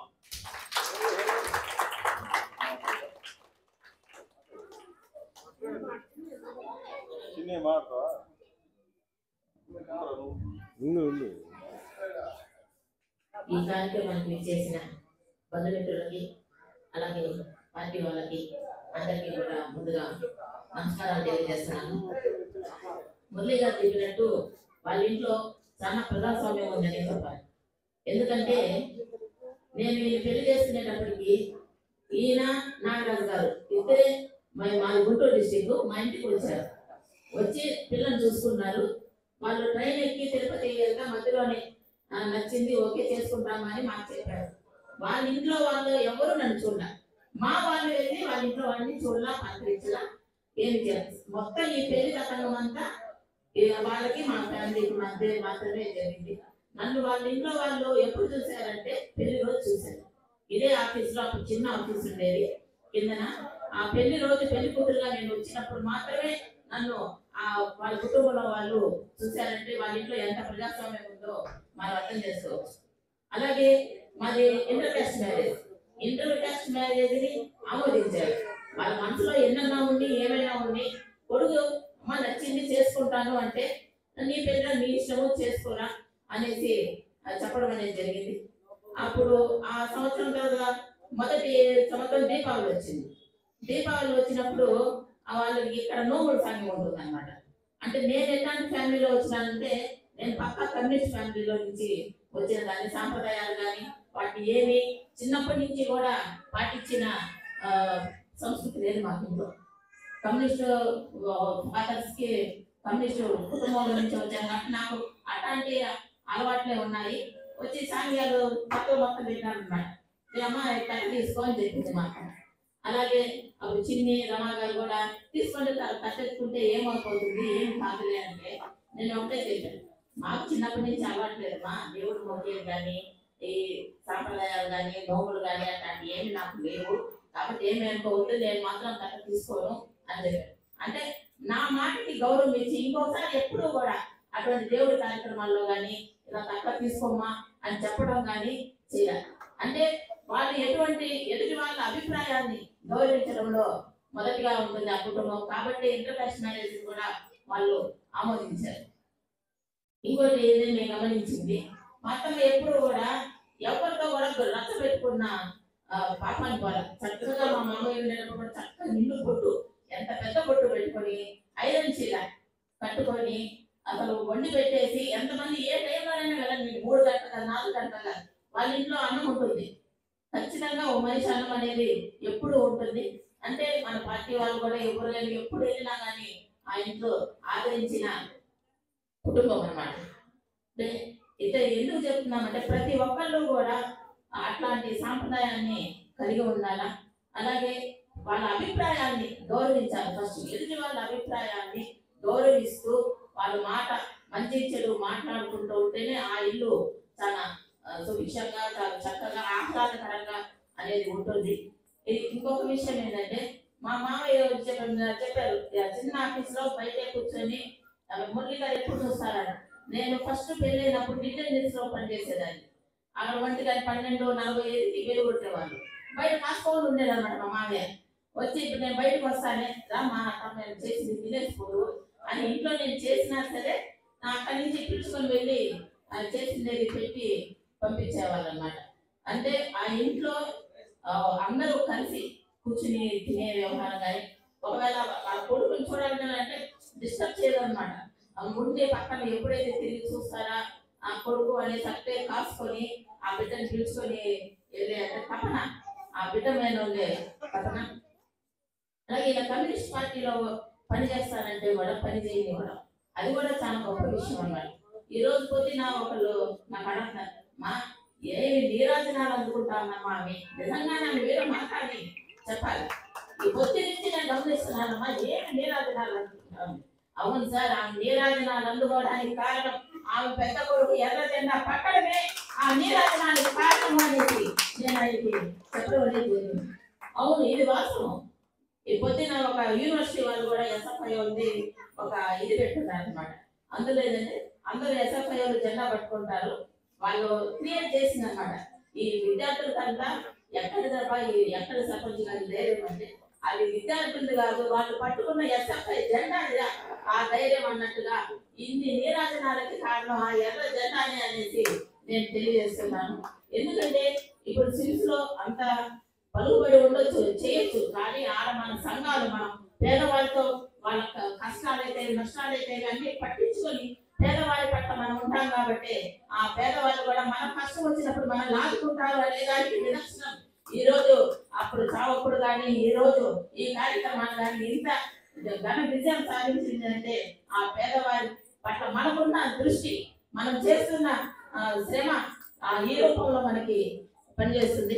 పొద్దున్న నుంచి ఈ కార్యక్రమానికి అన్నమాచార్య ప్రాజెక్ట్ వాళ్ళు చాలా అమూల్యమైన సమయాన్ని కేటాయించి ఈ ప్రోగ్రామ్ సక్సెస్ చేసిన దానికి మా కుటుంబం తరపున మీకు అందరికీ కూడా హృదయపూర్వక ధన్యవాదాలు తెలియజేస్తున్నాను. అలాగే మన పార్టీ వాళ్ళు ప్రజా సంఘాల నాయకులు పొద్దు నుంచి కూడా ఈ కార్యక్రమాలన్నింటినీ కూడా దిగ్విజయం చేయడంలో వాళ్ళ పాత్ర వాళ్ళు వహించారు. వాళ్ళందరికీ కూడా ప్రజా సంఘ నాయకులకి, పార్టీ నాయకులకి అందరికీ కూడా మరొక్కసారి ధన్యవాదాలు తెలియజేస్తూ నాకు అవకాశం ఇచ్చినట్టు సిద్ధుకి మాట్లాడాలనుకుంటే వాడు మొబైల్ మాట్లాడించారు.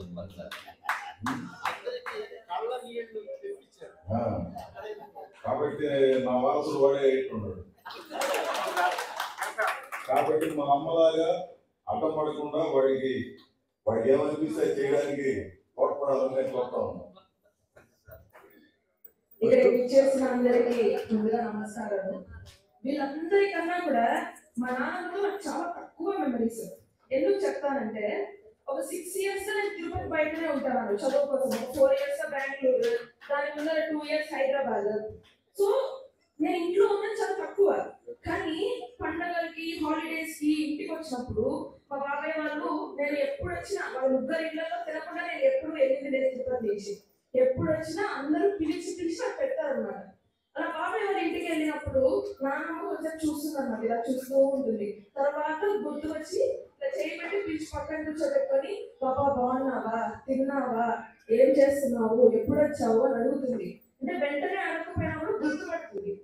ఇంకా ఏమంటే మన హాస్పిటల్లో ఆపరేషన్ కి కరెక్ట్ గా తీసుకెళ్తున్నారు. ఆపరేషన్ థియేటర్ బయట లిఫ్ట్ లో వెయిట్ చేస్తున్నాం.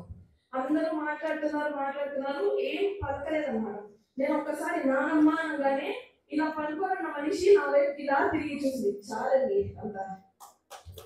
నేను పిలిచిన పిలుపుకి కదిలి ఇలా చూసింది ఆపరేషన్ కి ముందర.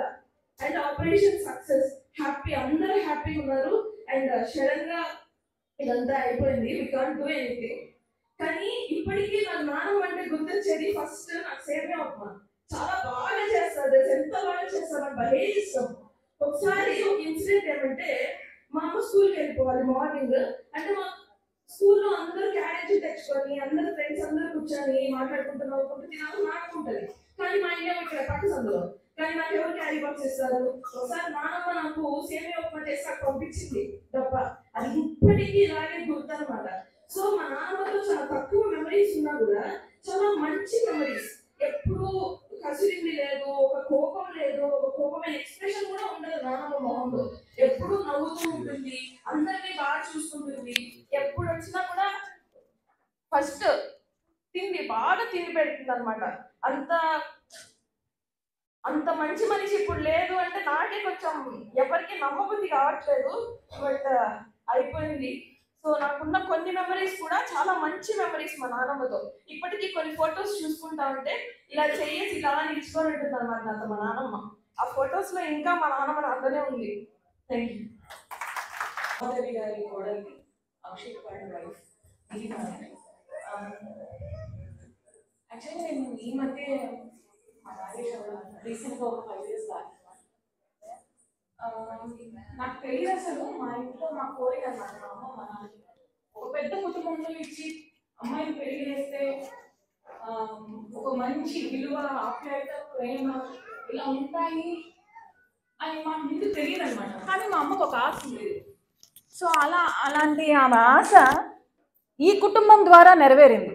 ఎలాగా అంటే మా బాబాయిలు అయితే ఏం కానీ, మా మామయ్యలు అయితే ఏం కానీ, మా అత్తమ్మలు అయితే ఏం కానీ, మా పిన్నిలు అయితే కానీ ఒక విషయం డెసిషన్ తీసుకోవాలన్న ఈ ఇంట్లో నేను ఎక్కడా చూడలేదు. మేబీ సినిమాస్లో మనం అంతా సీతమ్మ సీతమ్మ వాకిట్లో సినిమాలు చెట్టు ఇట్లా సినిమాలు చూసి మేబీ ఇలా ఉంటుంది అని అనుకోవటమేమో, కానీ నా కళ్ళారా నా అనుభవంతో జరిగింది ఈ కుటుంబంలో ఉన్న ప్రేమ, అనురాగం. అసలు ఎప్పుడు నేను కూడా అనుకోలేదు అసలు ఇంత పెద్ద కుటుంబానికి వస్తాను, ఇంత మంచి వ్యక్తులతో నాకు ఒక రిలేషన్ ఏర్పడుతుంది అని. బట్ సీరియస్గా చెప్తున్నాను, I'm truly blessed to be a part of this family. అమ్మమ్మ ఎక్కడున్నా మా పవిత్ర ఆత్మకు శాంతి చేకూరాలని కోరుకుంటూ నమస్కారం. కానీ ఇక్కడికి స్టేజ్ ఇక్కడికి ఒక్క సెకండ్గా మాట్లాడే అవకాశం రావడం, మురళి గారు, ఓం ప్రకాష్ గారు వగైరా వగైరా అందరూ మాట్లాడేశారు. కానీ 1-2 మాటలు 6 నిమిషంలో మాట్లాడతాను. నేను చిన్నప్పుడు ఎన్నో సంవత్సరాలుగా మా అత్తమ్మ అంటే తల్లిలా అంటాను, చేతి పోయి తిన్నోడు లేడు. ఈ బుద్ధి ఇలా ఉన్నారంటే అంత కారణం ఆమె.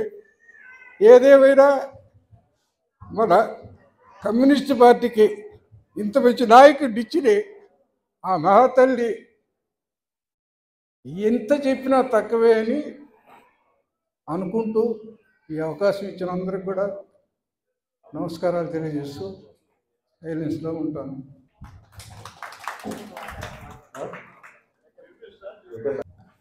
ముందుగా బంధుమిత్రులందరికీ నమస్కారం. అదేవిధంగా మనకి ఇన్ని ఏర్పాట్లు, అవకాశాలు ఇవన్నీ కూడా కల్పించినట్టు Communist Party of India, Marxist, CPM పార్టీకి కూడా ముందుగా ధన్యవాదాలు. ఎందుకంటే రాజమ్మత్త, నేను పెద్దత్త అనేవాడిని. నాకు బాగా ఊహ తెలిసి మేము యూనివర్సిటీలో పుట్టి పెరిగిందంతా కూడా ఎస్వి యూనివర్సిటీలో, నాన్న అక్కడ ఉద్యోగం చేసేవాడు. కాబట్టి మాకైతే మనుషులు అంటే ఏమంటారంటే అడవిలో పెరిగినటువంటి మనుషులు, సమాజంలో పెరిగినటువంటి మనుషులు అని ఒక 2 రకాల తేడాలు ఉండేటివి. వాస్తవంగా నేను 10th క్లాస్ అయ్యేటప్పటి వరకు కూడా మనకు ఏం చదవాలా, ఏం చేయాలా, మనం ఎలా ఉండాలా, ఎలా పెరగాలా, ఎలా మాట్లాడాలా అనేది కూడా తెలిసేటువంటిది కాదు. ఎప్పుడైతే నాకు బాగా గుర్తుంది, మురళీ మామ వాళ్ళ ఫ్రెండ్స్, సూర్య మామ, తర్వాత వాళ్ళ ఫ్రెండ్స్ అంతా కూడా మేము యూనివర్సిటీ క్వార్టర్స్లో ఉంటే మా ఇంటికి వచ్చేవాళ్ళు. అప్పుడు వస్తా ఉంటే మురళీ మామ, చిన్నక్క మా ఇంట్లో మీకు ఎవరి దగ్గర ఉన్నాయో లేదో తెలియదు కానీ మా ఇంట్లో పెద్దత్త ఫోటో, అందులో చిన్నక్క చిన్న బిడ్డ, అట్టే విధంగా మా అమ్మ మాధవి ఫోటో కలిసి ఫోటో తీసుకున్నారు. ఇవన్నీ కూడా ఎవరి దగ్గర అంటే పాత మెమరీస్ ఇవన్నీ. అట్లా వాళ్ళ పెరిగినటువంటి ఫోటోలు చూసి చూపించేదంట. ఈయన మురళీ మామ, ఈయన మోహన మామ అంటే మాకు తెలీదు. సుందరయ్య నగర్ కాలనీకి వచ్చేంత వరకు కూడా ఇంత మన బంధువులు అంటే మనకు అంత అవకాశం కూడా లేదు, అవగాహన లేనటువంటి ప్రాంతంలో మేము పెరిగినాం. ఎప్పుడైతే ఇక్కడ మా నాన్నకు కొంచెం ఆరోగ్యం బాగలేక ఉంటే మురళీ మామ వచ్చి అక్కడ ఉండొద్దంటే ఇమ్మీడియట్ క్వార్టర్స్ ఖాళీ చేసుకుని సుందరయ్య నగర్కి వచ్చేయండి అని చెప్పినాడు. అప్పటికే సిపిఎం పార్టీ జిల్లా సెక్రటరీగా అయినారనమాట. వచ్చిన కొత్తల్లో ఇక్కడ ఎలా ఉండేదంటే ఒక యుద్ధ వాతావరణం ఉండేది. నాకు నిజంగా తెలీదు. అంటే ఇక్కడ ఉన్నటువంటి అప్పుడున్న పరిస్థితులంతా ఒక పక్క, మురళీ మామ ఉండేది, బంధువులు అంతా ఎవరు కూడా అంత తెలిసేది కాదంట కమ్యూనిస్ట్ పార్టీ గురించి. ఆ టైంలో నేను ప్రతిదీ కూడా అప్పుడే నాకు అంటే మన టీనేజ్ అంటారు కదా, ఇంటర్మీడియట్కి వచ్చేటప్పటికి ఊహ తెలిసేదనమాట. మనం ఏం చదవాలా, ఏం పెరగాల. నేను మురళీ మామ వెనకంటే తిరిగేవాడిని. అసలు ఇంకోటి తెలుసా, అప్పటికి ఇప్పుడు కూడా మురళీ మామకి పెళ్ళే రోజుకి పద్మక్కకు కుప్పంలో ఉద్యోగం వచ్చి ట్రాన్స్ఫర్ అయితే మురళీ మామ నేనే కలిసి పెట్టుకునేవాడిని. నేను ఇంకా కూడా అప్పుడు పార్టీ ఆఫీస్ చాలా చిన్నదిగా ఉండేది. చిన్నదిగా ఉన్నప్పుడు ఏంటంటే వీళ్ళు పార్టీ జిల్లా కమిటీ మీటింగు సమావేశాలు జరుపుతా అంటే రాత్రి 11 కానీ 12 కానీ 1 గంట అయితే బల్ల ఒకటి ఉండేది. ఆ బల్ల మీద పడుకొని నిద్రపోతాంట. లేరా అంటే అప్పుడు లేచి ఇద్దరం కలిసి వెళ్ళి పడుకునేటువంటి వాడిని. అంటే ఇవి అన్నిటికి కూడా ఏంటంటే ఇంకా బాగా గుర్తుండేది. నేను ఇవన్నీ ఎందుకు చెప్తున్నా అంటే పెద్దత్తు ఉండేది అనమాట. ఇప్పుడు మామ సిద్ధయ్య మామ గురించి ఏం చెప్పేవాళ్ళు, ఆయన చాలా జాగ్రత్తగా మామని డిస్టర్బ్ చేయకుండా మీటింగ్లు కాడ అయ్యిందా లేదా అనేసి. నేను వీళ్ళందరూ కూర్చొని భోజనం చేయాలన్నా అందరూ కలిసి ఒక ఫ్యామిలీగా ఆడ కూర్చునేవాళ్ళు. నేను గమ్మునే కూడా మామ నన్ను ఒక్కడిని తొడుకొని పోయాడు అనమాట. నన్ను తొడుకొని పోయినప్పటికీ సిద్ధయ్య మా ఊరికే తమాషగానే అదే అంటే తమాషగా మాట్లాడేవాడు. అప్పుడు మా అత్త తిట్టి వాడు బిడ్డ వచ్చినాడు రాని అని చెప్పి నాకు కూడా భోజనం పెట్టేది. అట్లా నాకు బాగా అవగాహన తెలుసు. ఇంకోటి కూడా మన వాళ్ళందరూ కూడా చెప్పారు. ఈరోజు మా నాన్న చెప్తూ ఏడ్చాడు, మేము ఈరోజు ఈ స్టేజ్లో ఉన్నా, ఇక్కడ ఉద్యోగం చేసుకొని ఒక సొంత ఇల్లు కట్టుకొని ఇక్కడ నివాసం ఉన్నా అంటే కారణం రాజమ్మత్త సిద్ధయ్య మామే. ఎందుకంటే వాళ్ళకి పిల్లలు లేని టైంలో మా నాన్న పెంచారంట. మా నాన్న వాళ్ళ నాన్న చనిపోతే ఆయన చిన్న బిడ్డ అప్పుడు 5 ఏళ్ళలో 4 ఏళ్ళ వయసు అప్పుడు మా నాన్నని తీసుకొని వచ్చి రాజమ్మత్త సిద్ధయ్య మామ పెంచుకొని 10 ఏళ్ళు అంటే దాదాపు 10 ఏళ్ళు అంటే మా నాన్నకి 12-13వ సంవత్సరం వచ్చేటప్పటికి మురళీ మామ పుట్టాంట. అట్లా వాళ్ళతో పెరుగుతూనే వాళ్ళలో కుటుంబంలో సభ్యుడు ఈ రోజు కూడా కందారు ఫ్యామిలీలో వాళ్ళందరూ మా నాన్న ఎందుకు రెస్పెక్ట్ ఇస్తారంటే వాళ్ళు ఒక పెద్ద అంటే నాన్నలాగా వాళ్ళతో కలిసి పెరిగినటువంటిది మేనమామ వరుస కాబట్టి. అట్లా నాకు చాలా వాళ్ళతో అటాచ్మెంట్ ఉండేది. ఇంకోటి ఏంటంటే మన వాళ్ళందరూ కూడా చెప్పారు, ఆమె ఇంటికి వెళితే భోజనం లేదు అని చెప్పి పంపించినటువంటి ఎవరూ లేదు. నేనొక్కడే, మనం బంధువులుగా కాదు.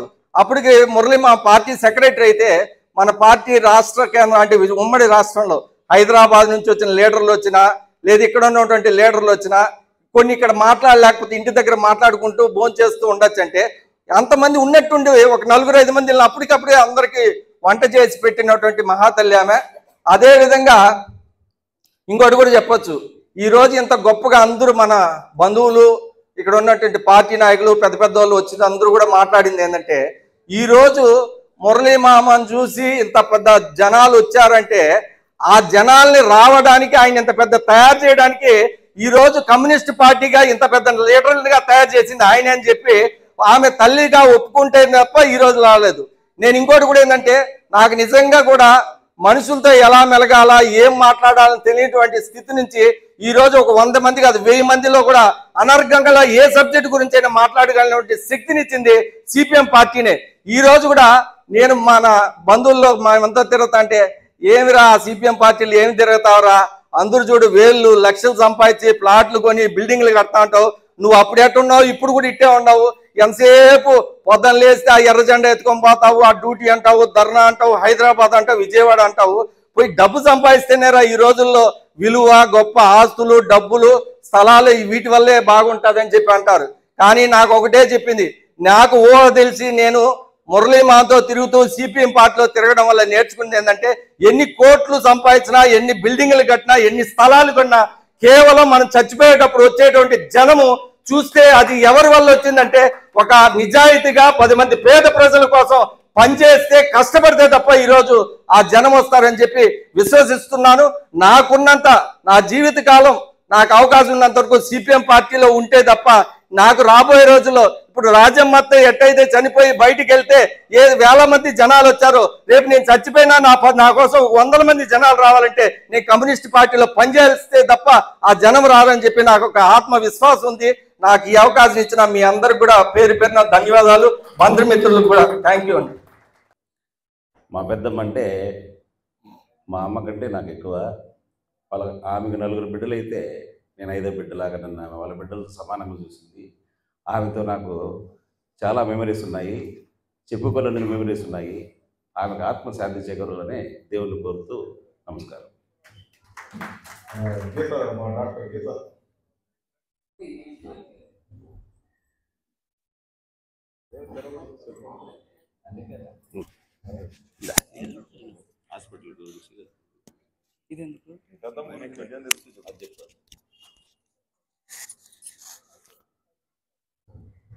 పెద్దమ్మకి హెల్త్ బాగాలేని కారణంగా మా దగ్గర స్విమ్స్లో జాయిన్ చేశాము.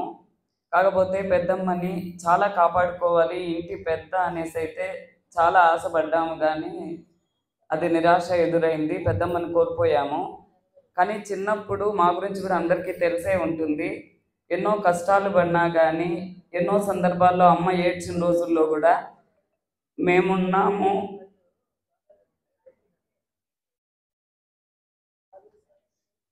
మీకేం కాదమ్మా వనజ, నేనున్నాను, బిడ్డల్ని మా బిడ్డలతో పాటు సమానంగా చూస్తాను అని అయితే పెద్దమ్మ చెప్పారు.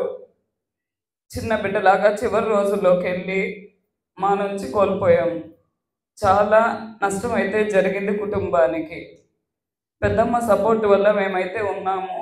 ఇప్పటికీ నాన్నకి ఒక తల్లి లాగానే పెద్దమ్మకు బాగాలేదు అంటే ప్రతి క్షణము ఫోన్ చేసి అమ్మ పెద్దమ్మకి ఎలా ఉంది అని అయితే నాన్న ఏడ్చారు. ఇప్పుడు కూడా నాన్న కూర్చున్న విధానం చూస్తే అర్థమవుతుంది. తల్లి తర్వాత తల్లిగా చూసుకున్నాడు.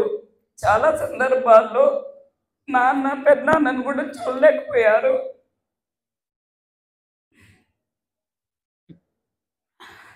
కుటుంబంలో అయితే పెద్ద దిక్కునైతే కోల్పోయాం. ఎన్నో సందర్భాల్లో అన్నవాళ్ళు కూడా మాకు సపోర్ట్గా నిలిచారు. చాలా ఎన్ని ధన్యవాదాలు చెప్పుకున్నా కూడా తీరనివి. ఇప్పుడు నాన్న మాతో ఉండడం కూడా మాకు అన్నవాళ్ళు పెట్టిన భిక్షే. ఎన్నో ఫంక్షన్స్లో కూడా నాన్న ఎందుకు మాకు దూరంగా ఉన్నారని అందరికీ తెలుసు. నాన్న వచ్చారమ్మా, మంగపతి బాగున్నాడా, ఇంటికి వస్తున్నాడా, ఈ క్వశ్చన్ అడిగేది. సరే, దేవుడు అమ్మ పూజల వల్ల మాకు మా నాన్నని ఇచ్చేలా అన్నలకు వరాన్ని ప్రసాదించాడు. కానీ పెద్దమ్మనైతే కోల్పోయామన్నది మాత్రం తీరని లోటు కుటుంబానికి. Thank you.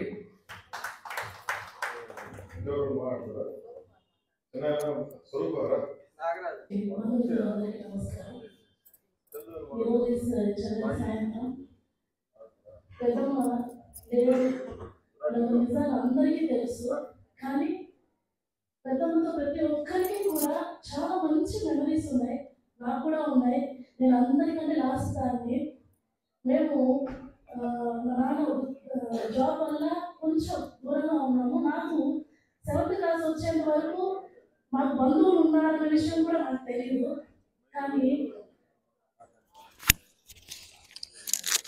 బంధువులు ఉన్నారని తెలీదు నాకు. కానీ నెలకు ఒకసారి మా పెద్దనాన్న వచ్చేసేవాడు. మా పెద్దనాన్న మేము చిత్తూరులో ఉన్నాం, రీచ్పేటలో ఉన్నప్పుడు వచ్చేవాడు. ప్రతి నెల వచ్చేవాడు ఖచ్చితంగా. నాకు మొదట తెలిసింది మా బంధువులు ఉన్నారు అని తెలిసింది పెద్దనాన్న మాత్రమే. పెద్దనాన్న వచ్చేవాడు, మాతో బాగా టైం స్పెండ్ చేసేవాడు. నేనంటే చాలా ఇష్టం మా పెద్దనాన్నకి. మేము మళ్ళీ వచ్చేసేవాడు. మాకు తెలియదు వీళ్ళందరూ ఉన్నారు అని నాకు తెలియదు. కానీ కొద్ది రోజుల తర్వాత మా పెద్దనాన్న చనిపోయినాడు. అప్పుడు మేము వచ్చాం, మా నాన్న తీసుకొచ్చినారు. తీసుకొచ్చినప్పుడు నాకు మా అన్న ఉన్నాడు, ఇక్కడ అన్నలు ఉన్నారు, వదినలు ఉన్నారు, మా పెద్దమ్మ ఉంది, ఇన్ని విషయాలు నాకు తెలిసాయి. అప్పుడు నేను చాలా చిన్నపిల్లని. అప్పుడు మా పెద్దమ్మ ఆ తర్వాత కొద్ది కొద్దిగా బాండింగ్ ఏర్పడింది. మా పెద్దమ్మ అందరు చెప్పిన విషయాలు, ఇక్కడ జరిగిన ప్రతి ఒక్కరూ మాట్లాడిన విషయాల్లో ఒక్కటే కామన్ పాయింట్ ఏమంటే, ఎవరు వచ్చినా కూడా తినండి, భోజనం లేదన్న విషయం ఇది లేదు. ప్రతి ఒక్కరికి తినండి తినండి తినండి తినండి, ఇదే విధంగా ఒకే ఒక కామన్ పాయింట్ అది. ఆ విషయంలో నేను కూడా అదే మెమరీ. నేను ఎప్పుడు వచ్చినా కూడా ఫస్ట్ అడిగే మాట తినుమే, తిను తిను, తిన్నావా, తిను తిను. మా పెద్దమ్మ భోజనం చాలా రుచిగా ఉంటుంది, నాకు చాలా ఇష్టం. నేను పోయినానంటే ఖచ్చితంగా నాకు భోజనం పెడితే నేను తినే వస్తాను. ఇంకోటి ఏంటంటే మా కందార్ ఫ్యామిలీ అనే ఒక ఫ్యామిలీ అనేది నాకు చాలా ప్రౌడ్గా ఉంటుంది. మా బావలు మా వాళ్ళు అంటూ ఉంటారు, మీకు కందారు పాటపిట్లు మీకేమి మీకేమి అంటూ ఉంటారు. వాళ్ళు కందార్ ఫ్యామిలీకి వచ్చినందుకే వాళ్ళంతా ప్రౌడ్గా హ్యాపీగా ఫీల్ అవుతున్నారు. We're already the part of Kandarpu family. We're very very very proud of, I feel very proud. నేను చాలా బ్లెస్డ్గా ఫీల్ అవుతున్నాను. అండ్ మా అన్నలు నాకు ఏ సమస్య వచ్చినా కూడా, ఎటువంటి ఇది ఉన్నా కూడా నాకు మా బ్యాక్ సపోర్ట్ మా అన్నలు ఉన్నారు అనే ఒక ధైర్యం నాకు ఉంటుంది. అలాగే ఏ ఫంక్షన్స్ జరిగినా కూడా మా అన్న వాళ్ళ ఇంటి నుంచే స్టార్ట్ అవుతాయి. ప్రతి విషయం కూడా మేము దేంట్లోనూ వెనక అడుగేయం, భయపడం. కాబట్టి వీఆర్ ఆల్ వన్. ఎప్పుడు కూడా ఇప్పుడు మా పెద్దమ్మ కూడా చాలా మంది ఒకే చోట ఉండడం ఇష్టం ఆమెకి. ఇప్పుడు ఇలా ఎక్కడ ఉన్నా కూడా ఇంతమంది ఒక్కటిగా ఉన్నారు, ఈ యొక్క అకేషన్ కూడా మా పెద్దమ్మ చాలా ఆనందంగా ఫీల్ అవుతూ ఉంటుందని నేను అనుకుంటున్నాను. కాబట్టి మా పెద్దమ్మ ఇంత మంచి బంధువులు అందరినీ కల్పించడానికి అవకాశం ఇదిగా ఫీల్ అవుతున్నాను. కానీ పెద్దమ్మ లేని లోటు మాత్రం ఎవ్వరూ తీర్చలేనిది. Very sad but very proud to be this family. Rajamma leaves on. Thank you.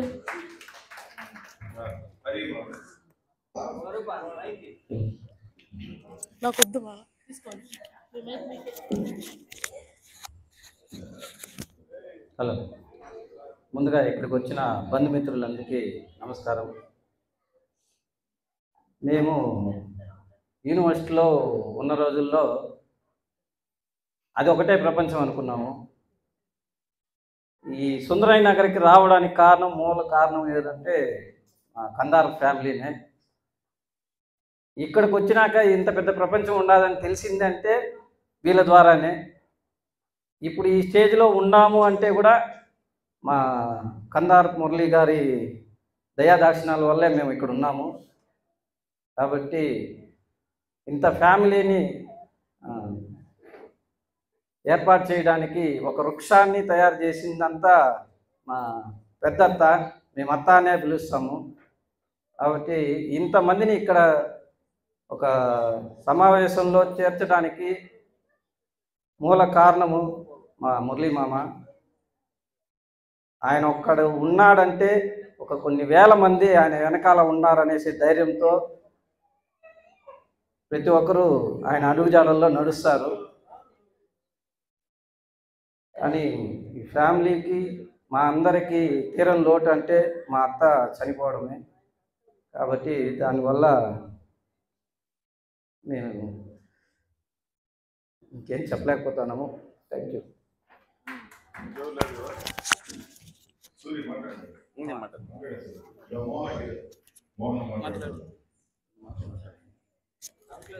ఏడవకుండా మాట్లాడాలి.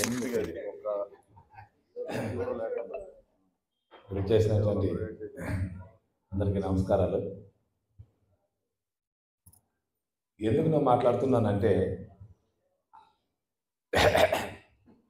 అమ్మ మాతో ఉండేదానికి చాలా పోరాడండి.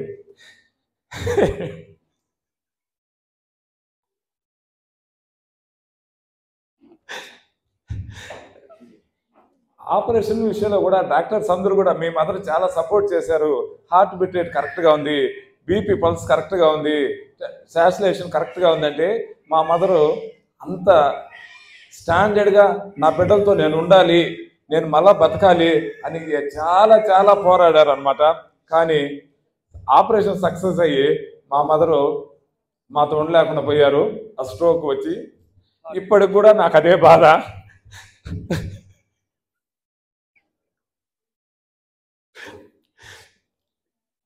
82 ఇయర్స్లో ఆపరేషన్ సక్సెస్ అయిన వ్యక్తి మా అమ్మ. కాకపోతే హార్ట్ వల్ల మళ్ళా స్ట్రోక్ వచ్చి మమ్మల్ని వదిలేసిపోయారు. ఇంట్లో ఉండబుద్ధి కాదు. అమ్మకి నేను ఎప్పుడు ఉండాలి దగ్గర అన్నమాట, ఎదురుగా కూర్చొని ఉండాలి. ఇప్పుడు ఇంట్లోకి వెళ్తే మొత్తం శూన్యం అన్నమాట. మేము ఎక్కడికైనా వెళ్ళామంటే సిద్ధు వెంటనే ఫోన్ చేస్తాను, నాన్న అమ్మ ఉండటం లేదు నాన్న, మీరు తొందరగా వచ్చేసేయండి అని. ఇప్పుడు సిద్ధు నుంచి ఫోన్లు రావు, అమ్మ ఏం లేదు, నిశ్శబ్దం ఇల్లు అనమాట. ఏం చేయాలో తెలియదు. ఎవరన్నా వచ్చారంటే వాళ్ళు వచ్చిన సేపు మా బాగుంటుంది, మళ్ళీ ఇంటికి వెళ్ళామంటే నిశ్శబ్దం అన్నమాట. ఇది మా పరిస్థితి. కాకపోతే ఏంటంటే మా అమ్మకి మేము నలుగురు చాలా చాలా ఇష్టము. మాకు మా అమ్మ అంటే కూడా అంత ఇష్టము. ఎందుకంటే మా అమ్మకు వేరే వేరే వ్యాపకాలు లేవు. ఏదో నగలు కొనుక్కుందాము, డబ్బులు ఎత్తి పెట్టుకుందాము, అవి చేస్తాం ఇవి చేస్తామని కాదు. 24 గంటలు తన బిడ్డలే అన్నమాట.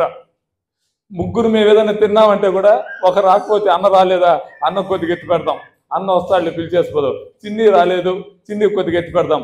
ఇట్లా ఆమె లైఫ్ అంతా కూడా ఈ విధంగానే చేసిందే. కానీ లాస్ట్ వరకు కూడా అసలు అనమాట, లాస్ట్లో లిఫ్ట్లో వెళ్ళేటప్పుడు కూడా లహరి పాప నానమ్మ అంటే వెంటనే తల తిప్పటము, మేము పిలుస్తుంటే కళ్ళు తెరవటము. ఇంకొక మిరాకిల్ ఏంటంటే ఇంటి దగ్గర 3 రోజులు కూడా ఆమె కళ్ళు తెరవని ఆమె కరెక్ట్గా ఆపరేషన్కి వెళ్ళేటప్పుడు వెంటనే కళ్ళు తెరిచి రెస్పాండ్ అనేది చాలా చాలా మిరాకిల్ నేను అనుకుంటున్నాను. కాకపోతే భగవంతుడు మా కుటుంబం మీద చిన్న చూపు చూశాడు. ఇంకా ఆమె మమ్మల్ని వదిలేసిపోయింది. ఇంకా అదే నేను చెప్పాలనుంది. ఇంకొకటి ఏంటంటే స్విమ్స్ డాక్టర్లు కావచ్చు, అప్పుడున్న స్టాఫ్ కావచ్చు, మా సిస్టర్ గీత కావచ్చు, అందరూ కూడా వాళ్ళ మించి శక్తికి మించి పోరాడారు అనమాట. అది అంటే నాకు ఒక చిన్న సాటిస్ఫై. ఎంతవరకు పోరాడాలనో అంతవరకు పోరాడారు. మురళన్న అయితే ఇంకా మా అన్న గురించి మేము చెప్పుకోకూడదు అసలు. అప్పుడు నాకు దేవుడు ఇచ్చిన వరం మా అన్న. ఈరోజు నేను ఒక్కరు ధైర్యంగా ఉన్నానంటే కూడా అమ్మాయి లేని తర్వాత మా అన్నం చూసి నేను ధైర్యంగా ఉన్నాను. మా అమ్మ ఆ విధంగా పెంచింది మమ్మల్ని. వేరే కొందరు ఇల్లు ఏంటంటే ఆ నువ్వు కూతుర్ని బాగా చూసుకోవడం, కొడుకును బాగా చూడడం అనేది, కొడుకు బాగా చూస్తే కూతురు బాగా ఇటువంటి రచ్చలు వేసుకునేది. మా ఫ్యామిలీలో ఏంటి ఇంతవరకు అటువంటి ఏ రచ్చ కానీ ఏది కూడా ఉండదు. అందరూ కూడా అంటారు మీ ఇంట్లో ఏం జరుగుతుంది, అసలు ఒక చిన్న రచ్చ కూడా రాదా, మీరు బయట ఎప్పుడు మాట్లాడుకోరని. నిజంగా మా ఇంట్లో ఏది ఉండదు. ఏదన్నా ఉంటే మా అన్నను పెట్టుకొని మా సిస్టర్స్ మా బావాళ్ళు మేము అందరూ కూర్చొని ఒక చిన్న సమస్య వచ్చినప్పుడు పరిష్కరించుకుంటాం. ఆ విధమైన పెంపకంలో మా అమ్మ పెంపకం, మా నాన్న పెంపకంలో మేము పెరిగాము. ఇంతకన్నా నేనేం చెప్పలేను. మా అమ్మ ఎక్కడున్నా కూడా బాగుండాలి. పైనుంచి మా బ్లెస్సెస్ ఎప్పుడు కూడా మా మీద ఉండాలి. అమ్మ నువ్వు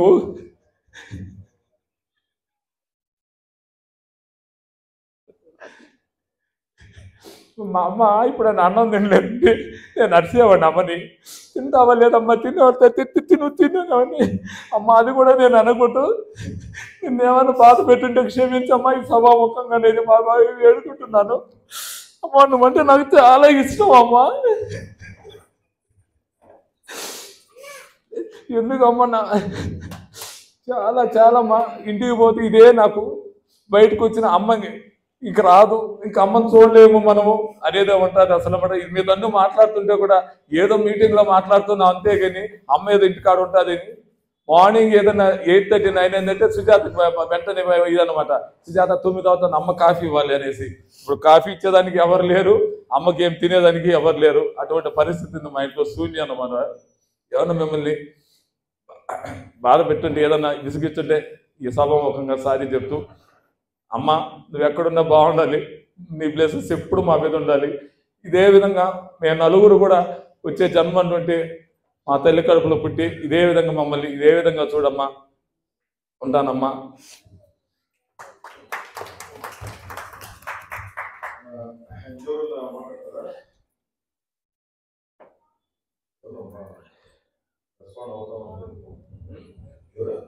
దేవరాజు గారు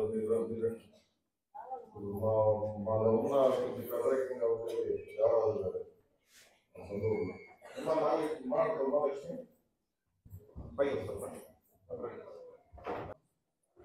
నమస్కారాలు. కొంచెం బాగా మాట్లాడేవాడిని.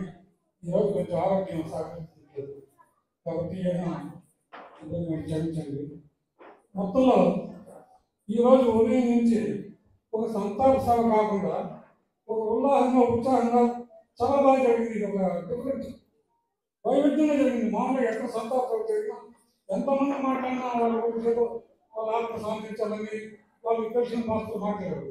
ఈరోజు కార్యక్రమాలు మురళి గారు వీళ్ళు చాలా ఇష్టంగా వైవిధ్యంగా 70 సంవత్సరాల్లో నేను ఇదే ఫస్ట్.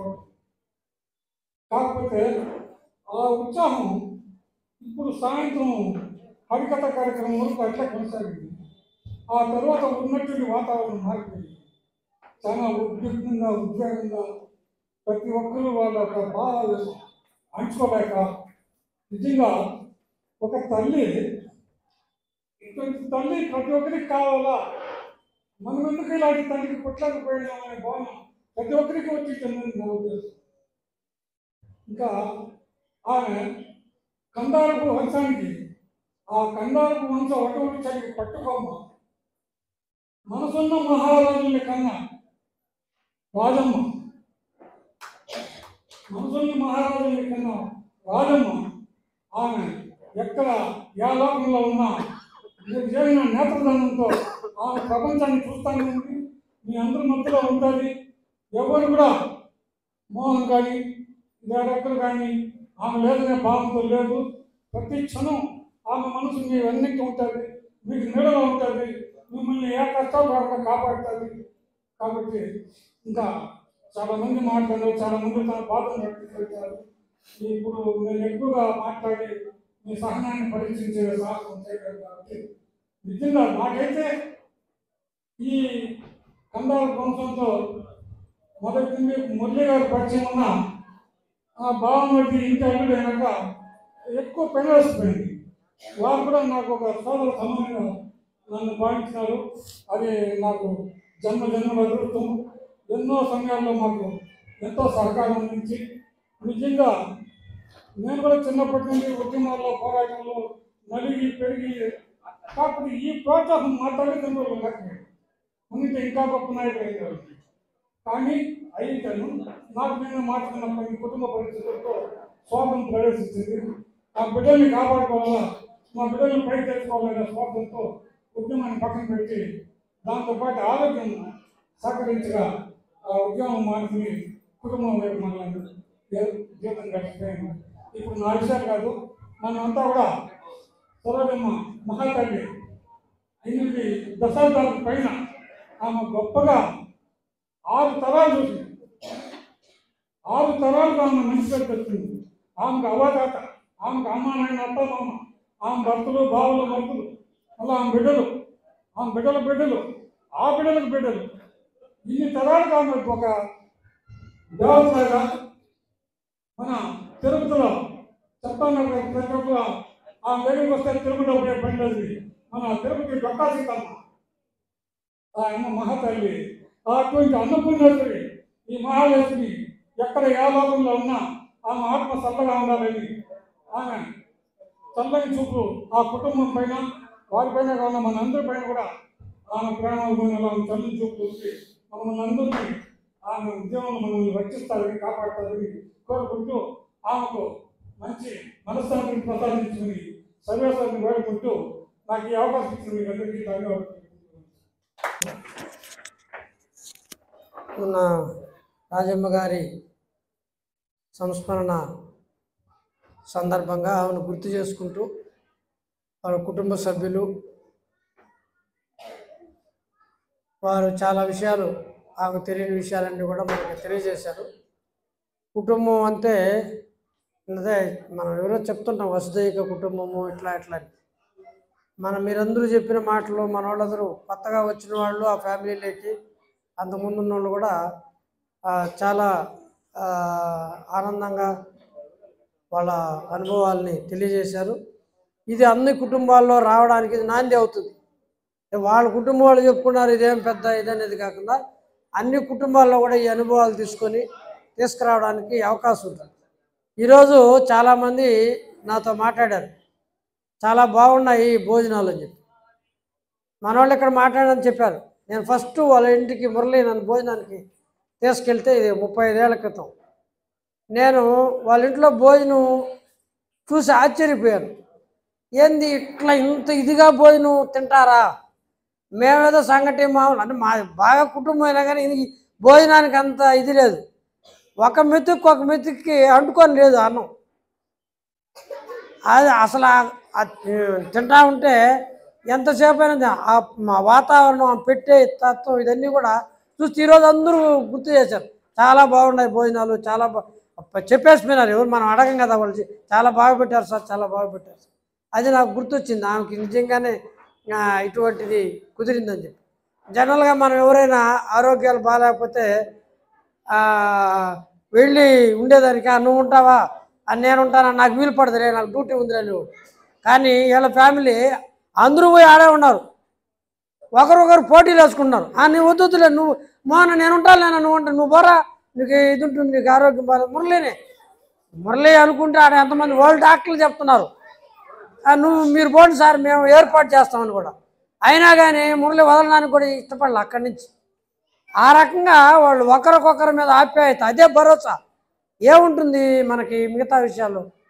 ఒక ఆరోగ్యం వాళ్ళ కుటుంబం అంతా అక్కడే ఉన్నారు. నేను లాస్ట్లో ఆమెను ఆపరేషన్ తీసుకెళ్ళాలని బయటికి పంపించాలంటే పోయాను. అందరూ అక్కడే, ప్రతి ఒక్కరు. అసలు రమ కదలలేని పరిస్థితిలో ఉంది అక్కడ ఆపరేషన్ చేసుకొని. అయినా కానీ అక్కడ పడుకో ఉంది హాస్పిటల్ బయట. అందరూ అంటే ఆ రకమైన మనం ఎట్లా చూడాలి, ఎప్పుడు మనకు ఇది వస్తుందనే పరిస్థితి మనం తెచ్చుకోవాలి. అది ఈ కుటుంబాన్ని గురించి తీసుకురావడం తెలిసింది. ఇప్పుడు ఏదో మనం ఆమె జీవించాలి. ఎలా జీవిస్తుంది ఒకటి చెప్పారు మన సిద్ధు, కరెక్ట్గా చెప్పాడు. ఎవరైనా చేయండి, అవయదానం చేయండి, ఆ రకంగా మీరు బతికి ఉండడానికి లేకపోతే సమాజానికి ఆమె కొడుకు ఇచ్చిన ఆ విషయం నేపథ్యం సిద్ధు కరెక్ట్గా చెప్పాడు. మా పెదనాన్న ఆలోచన, కమ్యూనిస్ట్ పార్టీ ఆలోచన వల్ల ఆమె ఈరోజు మా బతికే ఉందని చెప్పి నేను మీకు అందరికీ చెప్తున్నాను. వాస్తవంగా ఆమెను ఇంకా ఏదో మనం గుర్తుపెట్టుకోవడం లేకపోతే ఒకటి చేయడం కాదు. సిద్ధు లాంటి వాళ్ళ ఫ్యామిలీలో ఉన్నోళ్ళు ప్రజాసేవ ఎంత ఎక్కువగా అంకితం అయితే ఆమె నిజంగానే అందరికీ కూడా గుర్తుంటుంది, ఎప్పుడూ గుర్తుంటుంది. ఆ రకంగా ఇప్పుడు వచ్చిన వాళ్ళు చాలా చక్కగా చెప్పేవాళ్ళు. ఫ్యామిలీ చాలా మంచి ఇది ఉంది కాబట్టి అది కొనసాగించాలి. ఆ రకంగా ఇప్పుడు మురళి మన వాళ్ళందరూ చెప్పారు, మోహన చెప్పాడు, నా ధైర్యం మా అన్న అని చెప్పి. వాస్తవం అది. అదే మన బాలాజీ చెప్పాడు, మేము వాళ్ళ ఇది చూసే ఇచ్చేసామని చెప్పి. నేనంటుంది ఏంటంటే మీరందరూ ఆ రకంగా ఉన్నారంటే మీలో మీ కుటుంబాల్లో కూడా మురళీలు ఉండాలి అని కోరుకోవాలి. కోరుకున్నప్పుడు మీకు ఇంకా ఎంత ధైర్యం వస్తుంది. ఏమి ఇది చేసినారు ఇప్పుడు ఎంత చాలామంది చాలా రకాలుగా చెప్పుకున్నా కానీ ఈరోజు ఆ రకంగా నిలబడ్డారు కదా. అందరూ చెప్పారు. ఇప్పుడు ఆమె వచ్చి చెప్పింది మా అన్నోళ్ళు ఉన్నారంటే నాకు ధైర్యం అని. ఎందుకు ధైర్యం అంటే ఏ విషయాన్నైనా మాట్లాడతారో, ఏ విషయాన్ని ఎంత జటిలమైన సమస్య అయినా పరిస్థితి, దానికి కారణం కమ్యూనిస్ట్ పార్టీ, దాని కారణం అది నేర్పించిన ఆలోచన, దాని కారణం దీనికి అంకితమై ఉండాలని. కాబట్టి ఆ రకంగా ఈరోజు ఉన్నత స్థాయిలో ఉన్నారు వాళ్ళందరూ కూడా. చాలా ఉన్నత ఏ స్థాయిలో ఉన్నా కానీ ఆ రూపంలో చేయాల్సిన పరిస్థితి ఉంది. ఈరోజు సొసైటీలో చూస్తే అసలు మనం ఒక్కోసారి చూస్తుంటే మనుషులు అనిపిస్తారు. భర్తని చంపేసి ఈరోజు భర్తను చంపేసి పార్సల్ చేసింది, లేదా డోర్ డెలివరీ చేసింది. అదే రకంగానే తల్లిని కొడుతూ మదనపల్లిలో తుక్కుగా కొడుతూ తల్లిదండ్రులను కొడుతూ వీడియో. ఇవన్నీ ఎందుకు వస్తున్నాయి? సొసైటీలో కొన్ని శక్తులు ఈ విద్వేషాన్ని పదే పదే పెంచి కొట్టడం తప్పు కాదు, లేకపోతే ఇటువంటి అరాచకాలు పెంచుతున్నారు. ఈరోజు వస్తున్న ప్రజలకి అందుతున్న పదార్థాలు కూడా ఆ రకంగా వాళ్ళకి మొత్తము దీన్ని ముంచేస్తున్నారు. ఇటువంటి వాటన్నిటి నుంచి తట్టుకొని నిలబడమే మనకి రాజమ్మ గారికి మనం నిజంగా ఇచ్చే నివాళి. ఆ రూపంలో ఇక్కడికి వచ్చిన అందరూ కూడా ఆలోచన చేస్తారని చెప్పి వాస్తవంగా వాళ్ళ కుటుంబం అంతా కూడా ఆలోచించుకొని రాజమ్మ గారు దీన్ని నిలబెట్టడానికి ప్రయత్నం చేసిన తీరు చాలా గొప్పగా ఉంది, ఆదర్శంగా ఉంది. ఇంత చాలామంది దాన్ని తెలుసుకుంటారు. చింతామోహన్ అన్నారు, ఏందయ్యా ఇంత గొప్పగా ఉంది, ఏంది అసలు ఇంత ఇది ఏర్పాటు చేశారు, ఏంది ఎక్కడికక్కడ ఆయన చెప్పాడు, ఇంత కళాకారు ఎక్కడ చూసినా ఏది దేనికి ఉందని చెప్పి. ఇంకొక ఇది చెప్పారు మా వాళ్ళు బయట, మా సుబ్రహ్మణ్యం మేమంతా మాట్లాడుకున్నాం. ఏమన్నా మురళనేమో 700 తెప్పించేసినాడు భోజనాలు, ఇంతమంది వచ్చేస్తారన్నా ఇప్పుడు, అందులో నాకు సెంటిమెంట్ ఉంటుంది, ఆ కర్మంత్రాలకి తినకూడదని చెప్పి సెంటిమెంట్ ఉంటుంది అని అన్నాడు. అంటే చూడండి అయ్యా తర్వాత మీరు ఇప్పుడు 12:30 కదా, 1:30 2 తర్వాత చూడండి అన్నాడు.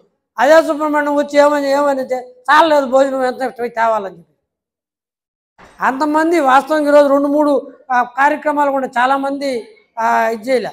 అంటే మన అందరం ప్రజల్లో ఉన్నాం, ప్రజలు మనకు కావాలి, మనం వెళ్ళాలి అనే భావన వాళ్ళల్లో ఏర్పడింది. ఆ రకమైన ఇది ఆమె వాస్తవంగా చాలా అందరూ కూడా ఇటువంటిది రావాలి, ఇటువంటిది కావాలని చెప్పేసి కోరుకోవాలి. మనం బాలాజీ చెప్పాడు, మనకంటూ ఒక 10 మంది ఉండాలి, మనం పోతే 10 మంది ఆలోచించాలి. అదే చాలా సినిమాలు డైలాగ్ చెప్తే ఆచరణలో చూస్తున్నాం.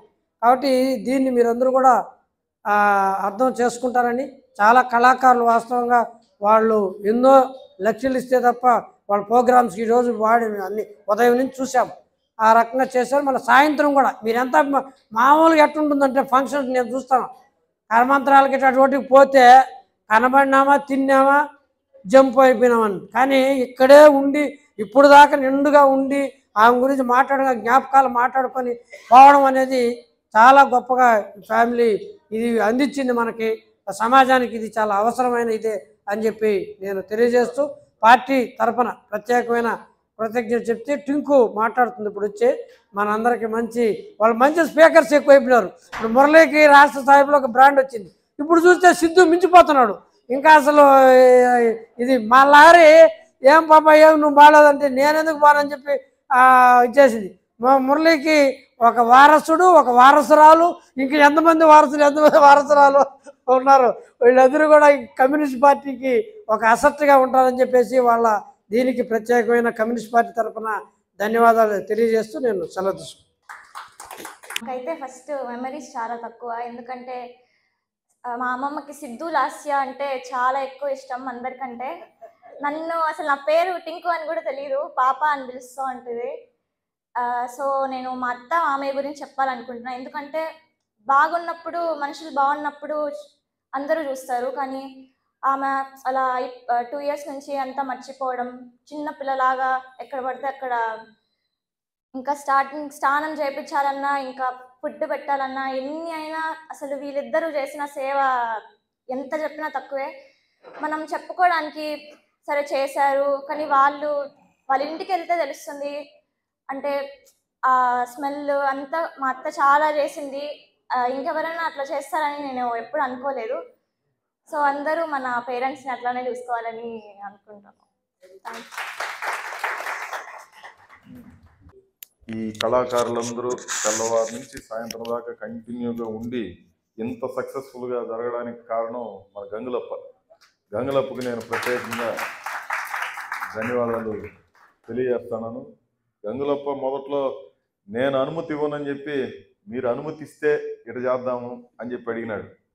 ఏముంది ఎవరెవరిగో చేస్తాను, మా అమ్మకు కదా, మనం వేరే వ్యవహారాలు ఏమి లేకుండా చేద్దాము అని చెప్పానంటే ఆయన చాలా హ్యాపీగా ఒప్పుకొని, అంటే నేను ఒప్పుకోనేమో అని చెప్పి అనుకున్నాడు గంగులప్ప, కానీ నేను ఓన్ చేసుకుంటాను అని చెప్పి గంగులప్పే స్వయంగా వచ్చి చెప్పి ఇది ఇంత మంచి కార్యక్రమాన్ని ఆర్గనైజ్ చేశాడు. చాలామంది మీరు చూశారు కదా, అందరూ వాళ్ళు వచ్చినటువంటి వాళ్ళు కూడా చాలా సంతోషంతో, వాళ్ళేమి ఇంత మునుపు నాగరాజు చెప్పినట్టు ఆషామాషి కళాకారులు కాదు, అందరూ ఏ గ్రేడ్ కళాకారులు. ఏ గ్రేడా ఏ++ గ్రేడ్ కళాకారులు. అంటే టీటీడీలో చాలా ప్రాముఖ్యత ఉన్నటువంటి కళాకారులు. నాగరాజు చెప్పినట్టు లక్షల్లోనే సంపాదన ఉండేవాళ్ళు వాళ్ళంతా కూడా. కానీ వాళ్ళు ఎవ్వరూ కూడా ఎంత హ్యాపీగా అంటే తమ అమ్మ కోసమే వచ్చి పాడుతున్నంత బాధ్యతగా వాళ్ళందరూ ఇక్కడ పార్టిసిపేట్ చేశారు. వాళ్ళందరికీ మనం ఏమిచ్చి మనం డబ్బులతోనో లేకపోతే ఇంకోటి కదా, అంతటి అభిమానాన్ని వాళ్ళందరూ ప్రదర్శించారు. వాళ్ళే కాదు, మొత్తం మా అమ్మ చనిపోయినప్పుడు కానీ, ఆసుపత్రిలో ఉన్నప్పుడు కానీ, ఆసుపత్రిలో ఉన్నప్పుడైతే ఆ వర్కర్లు ఒకరిద్దరు కాదు, నర్సులే కాదు, నా వాస్తవంగా అసలు అది రికవరీ ఐసీయూ, అది రికవరీ ఐసీయూలోకి అడుగు కూడా పెట్టినవారు మామూలుగా అయితే. కానీ ఎంత ప్రయారిటీ ఇచ్చారంటే కంటిన్యూస్గా 3 షిఫ్ట్లు ఉంటే 3 షిఫ్ట్లు ఒక నర్సు ఉంటుంది అక్కడ, 24 hours ఒక మనిషిని కంటిన్యూ అక్కడ పోస్ట్ చేశారు. ఇంకా వర్కర్లు అయితే రేయి పగులు తెల్లారి మేము ఉన్నా లేకపోయినా వాళ్ళ అమ్మకు సేవలు చేసినట్టుగా చేశారు. ఆపరేషన్ అప్పుడు 9 మంది డాక్టర్లు చేశారు. ఆపరేషన్ 9 మంది డాక్టర్లు ఉండి ప్రతి చిన్న విషయాన్ని చూశారు. సునీత గారు కూడా ఇంత మునుపు ఇక్కడ వచ్చి వెళ్ళారు. ఆమె నర్సింగ్ సూపరింటెండెంట్. ఆమె కూడా చాలా ప్రయారిటీ ఇచ్చి చేసింది. అక్కడ గీత ఉండడం అనేది కూడా ఒక పెద్ద అడ్వాంటేజ్ అయింది. గీత చాలా ముఖ్యమైనటువంటి అక్కడ పోస్ట్లో ఉండడము. అదే కాదు, ప్రతి చిన్న విషయానికి జోక్యం చేసుకొని వాటన్నిటిని పట్టించుకొని చేసింది. అక్కడ ఉన్నటువంటి అధికారులందరూ కూడా చాలా ప్రయారిటీ ఇచ్చారు. ప్రతి ఒక్కరు తిరుపతిలో ఉన్నటువంటి రాజకీయ నాయకులే కాదు, అధికారులు, సంఘాల వాళ్ళు వందల సంఖ్యలో, వేల సంఖ్యలో ఒక రకంగా చెప్పాలంటే ఆ రోజు వచ్చారు.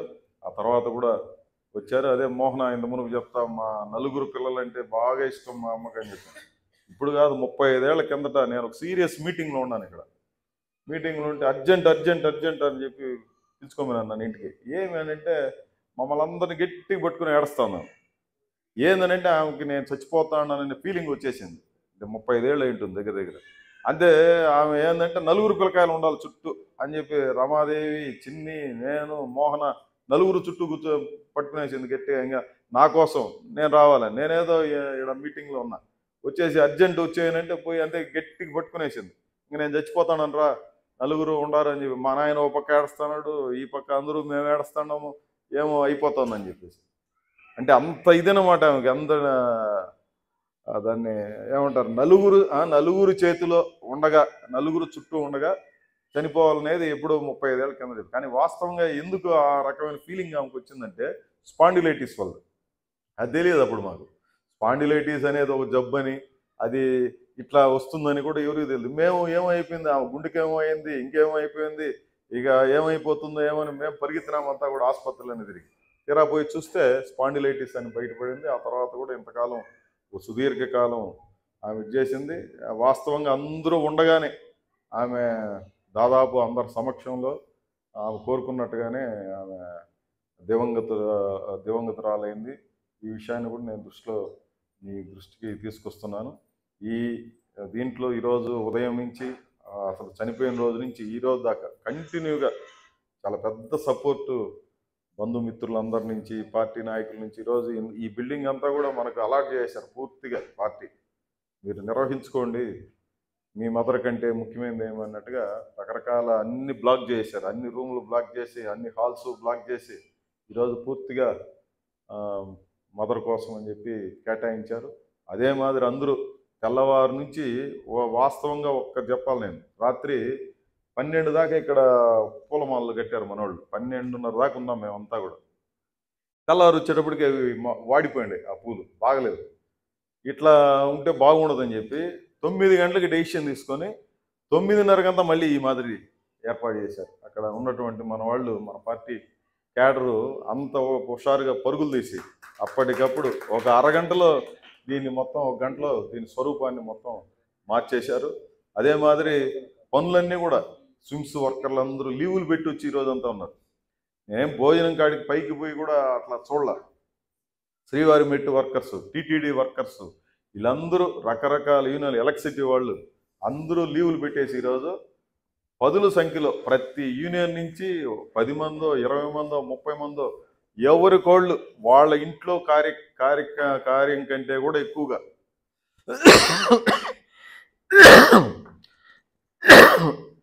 కళాకారులతో సహా ప్రతి ఒక్కరూ చాలా బాధ్యతగా వాళ్ళ కార్యక్రమం కంటే ఎక్కువగా చాలా ఓన్ చేసుకొని, వీళ్ళందరూ అవసరం అందరూ ఓన్ చేసుకొని సపోర్ట్ ఇచ్చారు. అందువల్లనే మేమే చిన్న డిస్టర్బెన్స్ లేకుండా ఇంత పెద్ద కార్యక్రమం సవ్యంగా సక్సెస్ఫుల్గా జరగడానికి కారణం ఇంతమంది సపోర్టు, బంధుమిత్రులు, పార్టీ కార్యకర్తలు, నాయకులు అందరికీ పేరు పేరున మా కుటుంబం తరఫున ధన్యవాదాలు తెలియజేస్తూ ఈ కార్యక్రమాన్ని ముగిస్తున్నాం. థ్యాంక్స్.